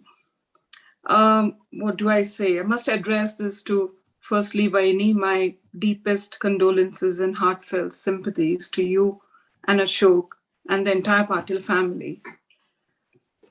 And it's been a really moving experience listening today to all the luminaries who have given a different kind of insight into Patil Saab's life and character. Although I had the benefit and the honor and the rare privilege of working with him and being trained under him in his auspices, I must say that, it's very, very moving to hear different facets of his personality even today. All I'll say is that I really miss him, and his news has not gone down really well with me. I was very close to him. I had the rare privilege, as I said, of having been, and as Vipul mentioned, the first female lawyer to have been inducted, under him in his chambers, to be trained by him. And being that, the first woman, it was also a difficult precedent that I was setting. And I was aware of that and the privilege that I had. So I did not want to ruin it at all. I wanted to prove to him that, whatever he's done, and by taking me on, he will not regret it. I'm not sure whether I did manage to achieve that, but I do know that he and I had a special, very special bond, because I ultimately did have to leave tax practice because I've come to the UK. Although the training that I've received in his chambers and working with all his juniors has stood me in good stead. I must say it has given me the foundation, and been a great building block for my career, which I'm ever grateful for, even today. What do I say about Patil Saab?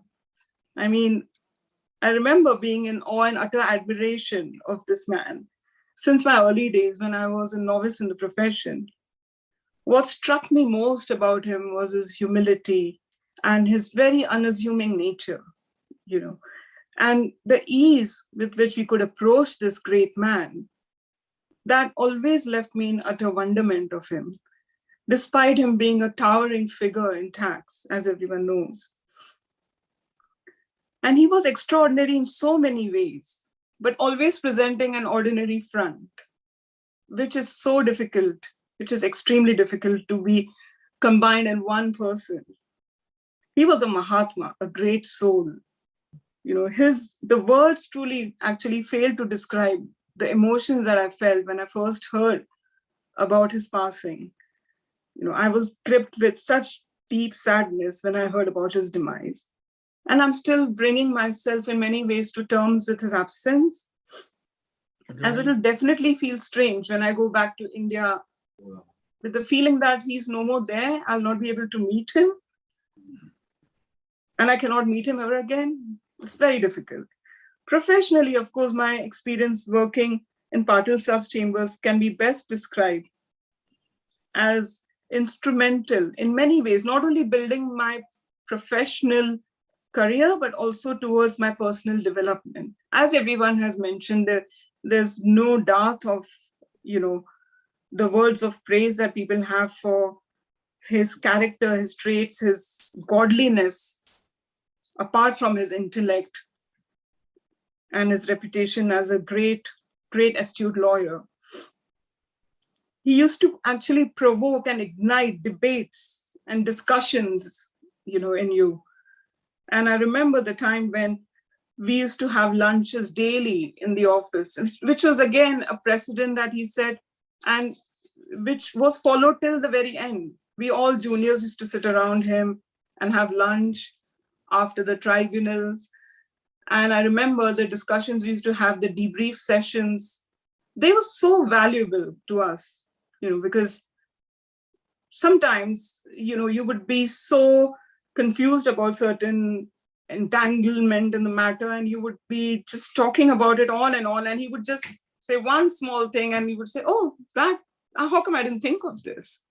So that was the greatness of this man, and I felt really utterly privileged to be around him. I must also say that whenever we used to have these discussions, I would also tend to, give my angle and try to, argue with him and debate, because I used to just enjoy provoking him at the same time. And then that would be met with admonishments. I remember calling him Jyoti Beti, and, tapping me on my cheek, as everyone has said. It was a wonderful period.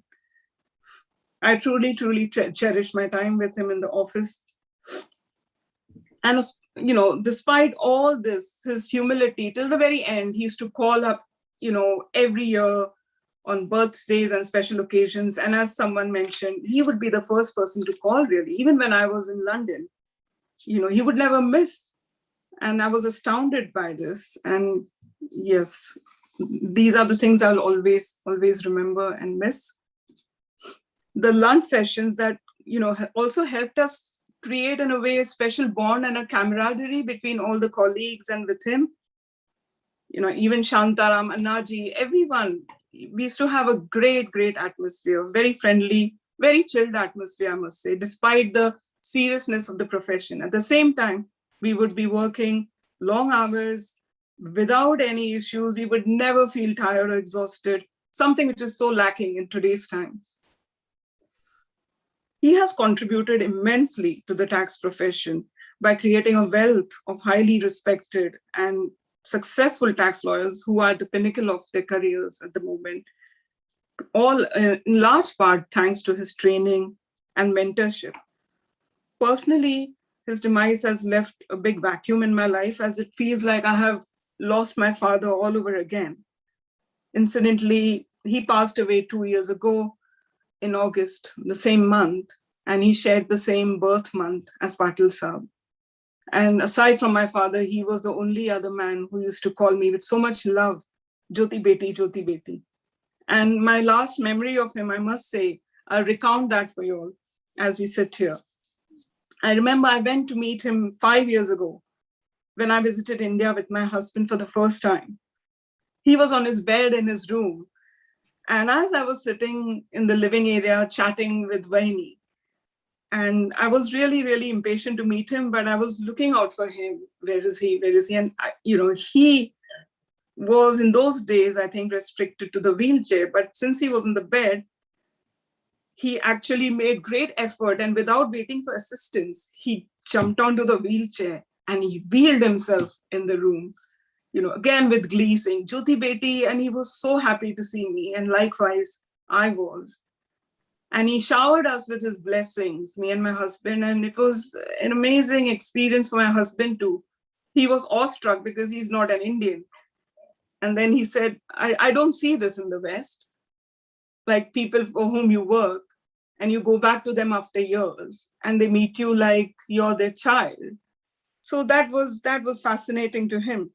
But that's my last memory of him. And I remember it with great fondness. I just wish I could meet him in the last golden years of his life, but because of COVID, unfortunately, we've not been able to go there since 2 years.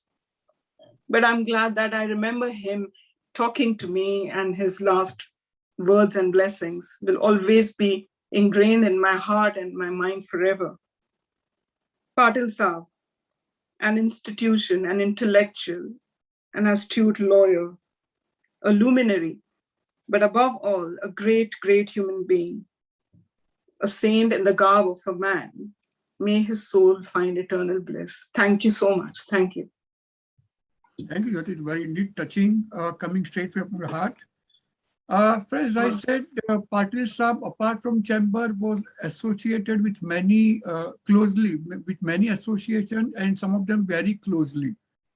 The Bombay Chartered Accountant Society was one of the very dear association with Patil Saab equally. Parties have participated with equally enthusiasm. So may I now request Mr. Abhay Mehta, President of Bombay Chartered Accountant Society, to say a few words. Shri Krishna.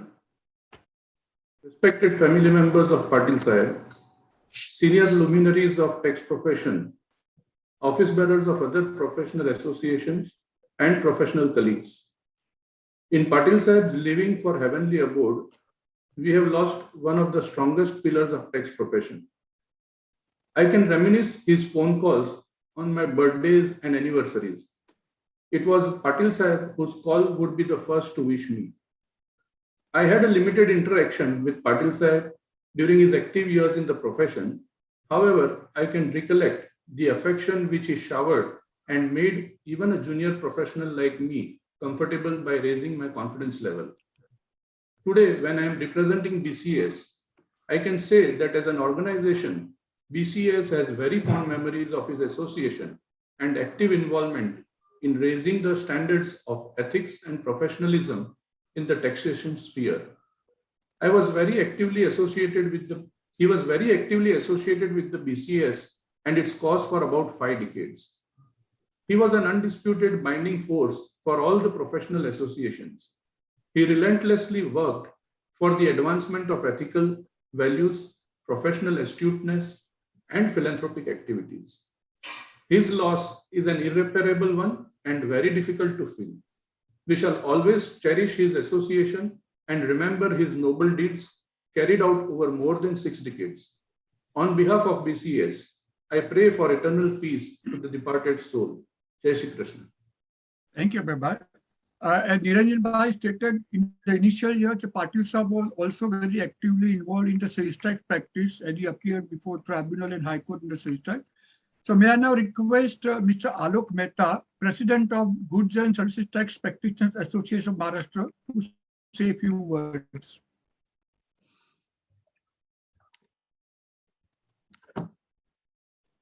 Alok, can you unmute? Sorry. Senior in the profession, president of other association, office bearer of other association, past president of the GSTPM, STPM, and friends. I think we are really a very sorry time for all of us. Patil Sahib was a fatherly figure for all of us. He always showered his love and blessing to all of us. I know that I have a limited interaction with him, but as everybody is told that on the birthday time, he used to call to me. And in a 6 o'clock morning, sometimes, he wake me up. Today is your birthday. So really loving personality. I think we have ever seen. Though we have limited interaction, but he calls every occasion to us and remember us. I think this is a great sign of the great human being. His contribution to our association is remarkable. I can recollect that we got the information that earlier when the STPM income tax order was there. Many early years that assessing officer has given a disallowance of the 12A, and he passed the order against the STPM. And that time we have approached Patil Sahib, and he succeedingly he filed a CIT appeal and got the case succeeded, and we got our demand back to us. So that way he contributed to STPM in earlier days.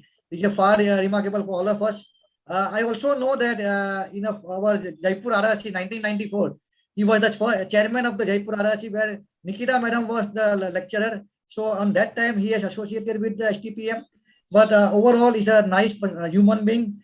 We loved him like anything. And as a junior like me, that calling me on my birthday and wishing me at the early morning, I think this is a terrific thing. I think we miss a lot in the coming days. But no, what to say that everybody has to go. But I feel looking to all of the endorsement made by all of us, I think he shows that today, though he is not with us, but from the sky, he keeps blessing to all of us, and we pray that that on behalf of GSTPM, on my personal behalf, our heartfelt condolence to his family.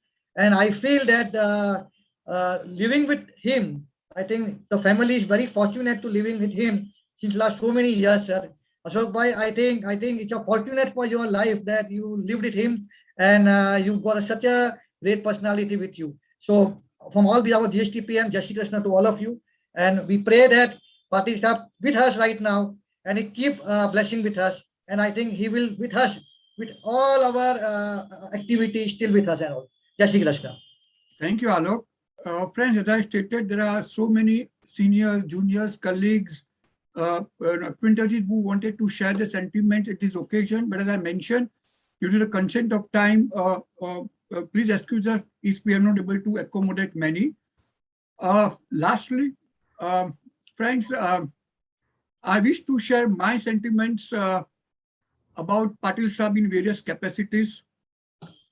As an admirer of Patil Sahab, who was already in awe of this legendary personality,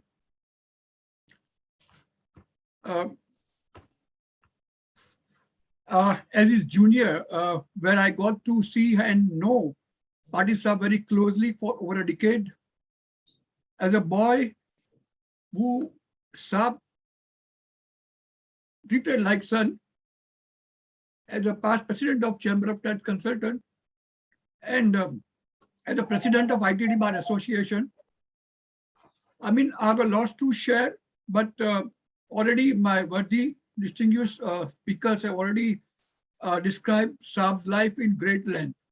So I think I cannot add anything much, but only if I can say, and if I can take, with respect, liberty to draw parallel from what Einstein said about Mahatma Gandhi, that Einstein said about Mahatma Gandhi that generations to come will scarce believe that such a man, such a one, as his case, in flesh and blood, walked upon this earth.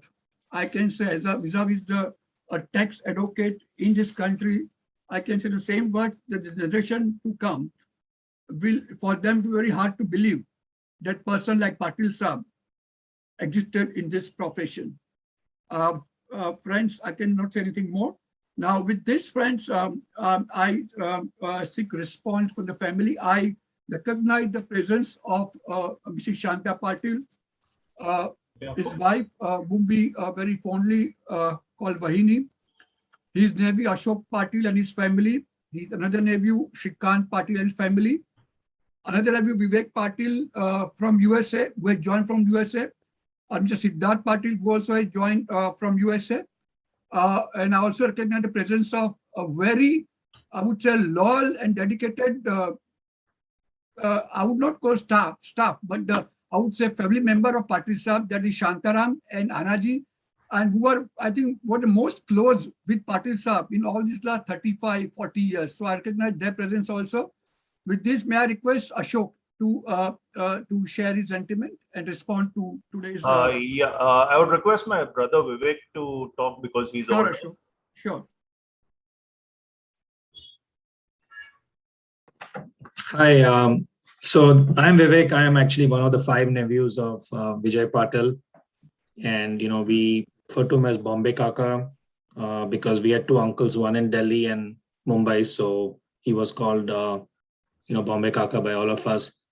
I just want to say one thing is, after attending today's presentation, I couldn't be even, I'm actually more proud and, proud of my uncle's achievements and, how many people's lives he has touched, from the juniors, to all his colleagues, judges, chartered accountants. And it's just amazing to see that, he has had such a big impact.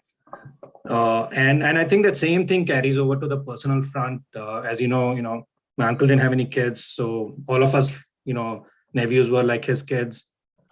I was reminded when Niranjan was saying that, he used to come to Pune for tribunal matters. I'm sure part of the reason was, also to come and spend time with us in Pune and, just spend time with the nephews.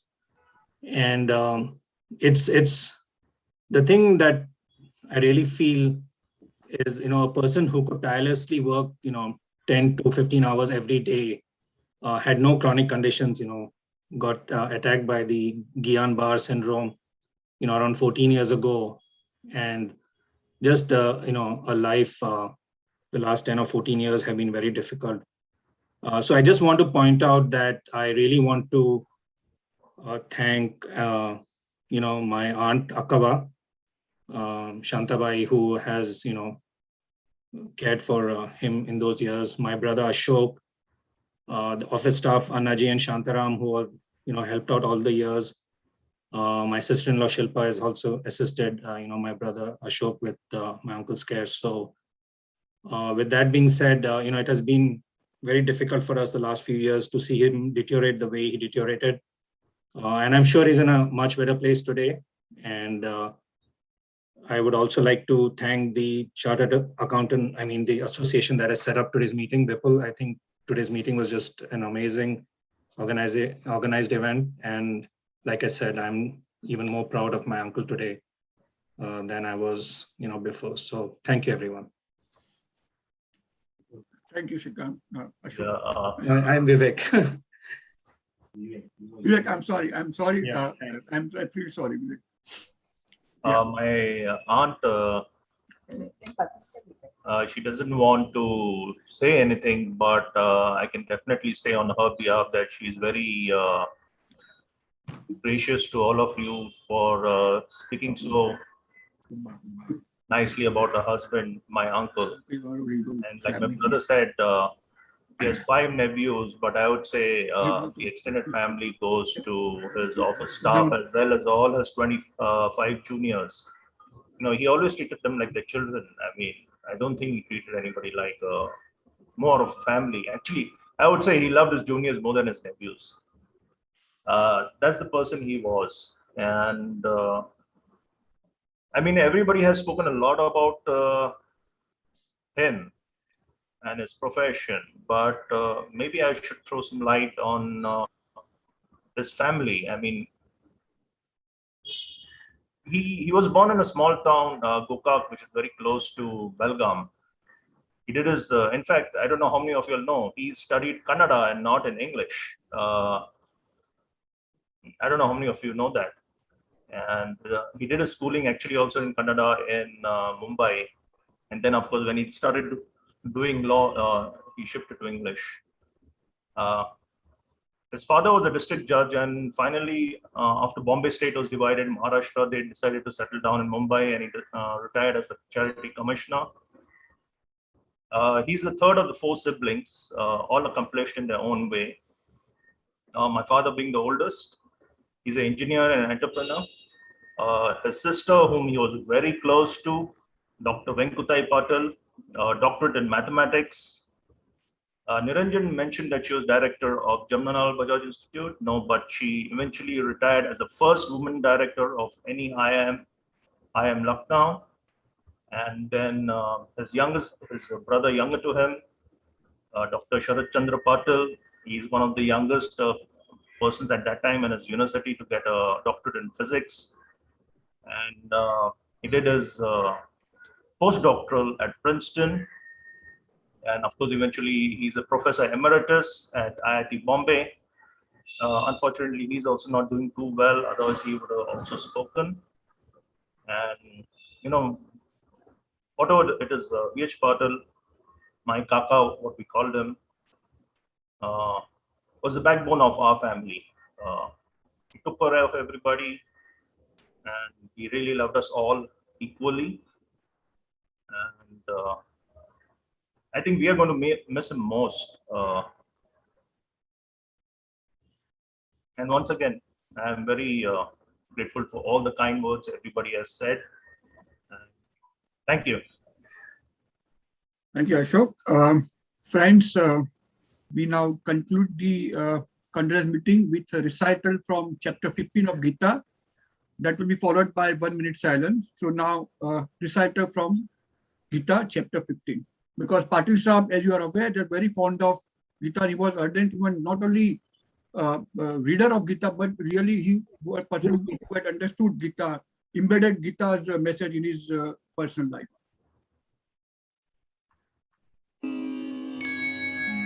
अध्याय 15 पुरुषोत्तम योग। भगवान ने कहा जाता है कि एक शाश्वत अश्वत्थ वृक्ष है जिसकी जड़ें तो ऊपर की ओर हैं और शाखाएं नीचे की ओर तथा पत्तियां वैदिक स्तोत्र हैं। जो इस वृक्ष को जानता है वह वेदों का ज्ञाता है। इस वृक्ष की शाखाएं ऊपर तथा नीचे फैली हुई हैं और प्रकृति के 3 गुणों द्वारा पोषित हैं। इसकी टहनियां इंद्रिय विषय हैं। इस वृक्ष की जड़ें नीचे की ओर भी जाती हैं जो मानव समाज के सकाम कर्मों से बंधी हुई हैं। इस वृक्ष के वास्तविक स्वरूप का अनुभव इस जगत में नहीं किया जा सकता। कोई भी नहीं समझ सकता कि इसका आदि कहाँ है, अंत कहाँ है या इसका आधार कहाँ है। लेकिन मनुष्य को चाहिए कि इस दृढ़ मूल वाले वृक्ष को विरक्ति के शस्त्र से काट गिराए। तत्पश्चात उसे ऐसे स्थान की खोज करनी चाहिए जहां जाकर लौटना न पड़े और जहां उस भगवान की शरण ग्रहण कर ली जाए जिससे अनादिकाल से प्रत्येक वस्तु का सूत्रपात तथा विस्तार होता आया है। जो झूठी प्रतिष्ठा, मोह तथा कुसंगति से मुक्त हैं, जो शाश्वत तत्व को समझते हैं, जिन्होंने भौतिक काम को नष्ट कर दिया है, जो सुख तथा दुख के द्वंद्व से मुक्त हैं और जो मोह रहित होकर परम पुरुष के शरणागत होना जानते हैं, वे उस शाश्वत राज्य को प्राप्त होते हैं। वह मेरा परम धाम न तो सूर्य या चंद्र के द्वारा प्रकाशित होता है और न अग्नि या बिजली से। जो लोग वहां पहुंच जाते हैं वे इस भौतिक जगत में फिर से लौट कर नहीं आते। इस बद्ध जगत में सारे जीव मेरे शाश्वत अंश हैं। बद्ध जीवन के कारण वे 6 इंद्रियों से घोर संघर्ष कर रहे हैं जिनमें मन भी सम्मिलित है। इस संसार में जीव अपनी देहात्म बुद्धि को एक शरीर से दूसरे में उसी तरह ले जाता है जिस तरह वायु सुगंधी को ले जाता है। इस प्रकार वह एक शरीर धारण करता है और फिर इसे त्याग कर दूसरा शरीर धारण करता है। इस प्रकार दूसरा स्थूल शरीर धारण करके जीव विशेष प्रकार का कान, आंख, जीभ, नाक तथा स्पर्श इंद्रिय प्राप्त करता है जो मन के चारों ओर संपुंजित हैं। इस प्रकार वह इंद्रिय विषयों के एक विशिष्ट समुच्चय का भोग करता है। मूर्ख न तो समझ पाते हैं कि जीव किस प्रकार अपना शरीर त्याग कर सकता है, न ही वे यह समझ पाते हैं कि प्रकृति के गुणों के अधीन वह किस तरह के शरीर का भोग करता है। लेकिन जिसकी आंखें ज्ञान में प्रशिक्षित होती हैं वह यह सब देख सकता है। आत्म साक्षात्कार को प्राप्त प्रयत्नशील योगी जन यह सब स्पष्ट रूप से देख सकते हैं। लेकिन जिनके मन विकसित नहीं हैं और जो आत्म साक्षात्कार को प्राप्त नहीं हैं, वे प्रयत्न करके भी यह नहीं देख पाते कि क्या हो रहा है। सूर्य का तेज जो सारे विश्व के अंधकार को दूर करता है मुझसे ही निकलता है। चंद्रमा तथा अग्नि के तेज भी मुझसे उत्पन्न हैं। मैं प्रत्येक लोक में प्रवेश करता हूँ और मेरी शक्ति से सारे लोग अपनी कक्षा में स्थिर रहते हैं। मैं चंद्रमा बनकर समस्त वनस्पतियों को जीवन रस प्रदान करता हूँ। मैं समस्त जीवों के शरीरों में पाचन अग्नि हूँ और मैं श्वास प्रश्वास में रहकर 4 प्रकार के अन्नों को पचाता हूँ। मैं प्रत्येक जीव के हृदय में आसीन हूँ और मुझसे ही स्मृति, ज्ञान तथा विस्मृति होती है। मैं ही वेदों के द्वारा जानने योग्य हूँ। निस्संदेह मैं वेदांत का संकलन करता तथा समस्त वेदों का जानने वाला हूँ। जीव 2 प्रकार के हैं, च्युत तथा अच्युत। भौतिक जगत में प्रत्येक जीव च्युत होता है और आध्यात्मिक जगत में प्रत्येक जीव अच्युत कहलाता है। इन दोनों के अतिरिक्त एक परम पुरुष परमात्मा है जो साक्षात अविनाशी भगवान है और जो तीनों लोकों में प्रवेश करके उनका पालन कर रहा है। चूंकि मैं क्षर तथा अक्षर दोनों के परे हूँ और चूंकि मैं सर्वश्रेष्ठ हूँ, अतएव मैं इस जगत में तथा वेदों में परम पुरुष के रूप में विख्यात हूँ। जो कोई भी मुझे संशय रहित होकर पुरुषोत्तम भगवान के रूप में जानता है वह सब कुछ जानने वाला है। अतएव हे भरत पुत्र, वह व्यक्ति मेरी पूर्ण भक्ति में रत होता है। हे अनग, यह वैदिक शास्त्रों का सर्वाधिक गुप्त अंश है जिसे मैंने अब प्रकट किया है। जो कोई इसे समझता है वह बुद्धिमान हो जाएगा और उसके प्रयास पूर्ण होंगे।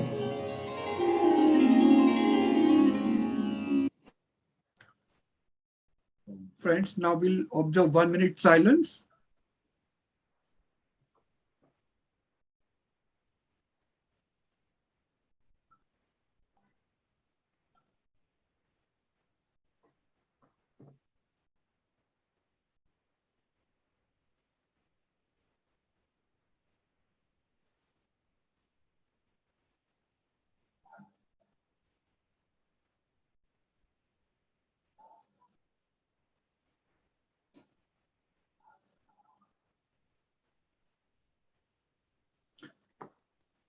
ladies and gentlemen, with this, we conclude today's condolence meeting on behalf of all the organizing associations and especially on behalf of the Saab's family.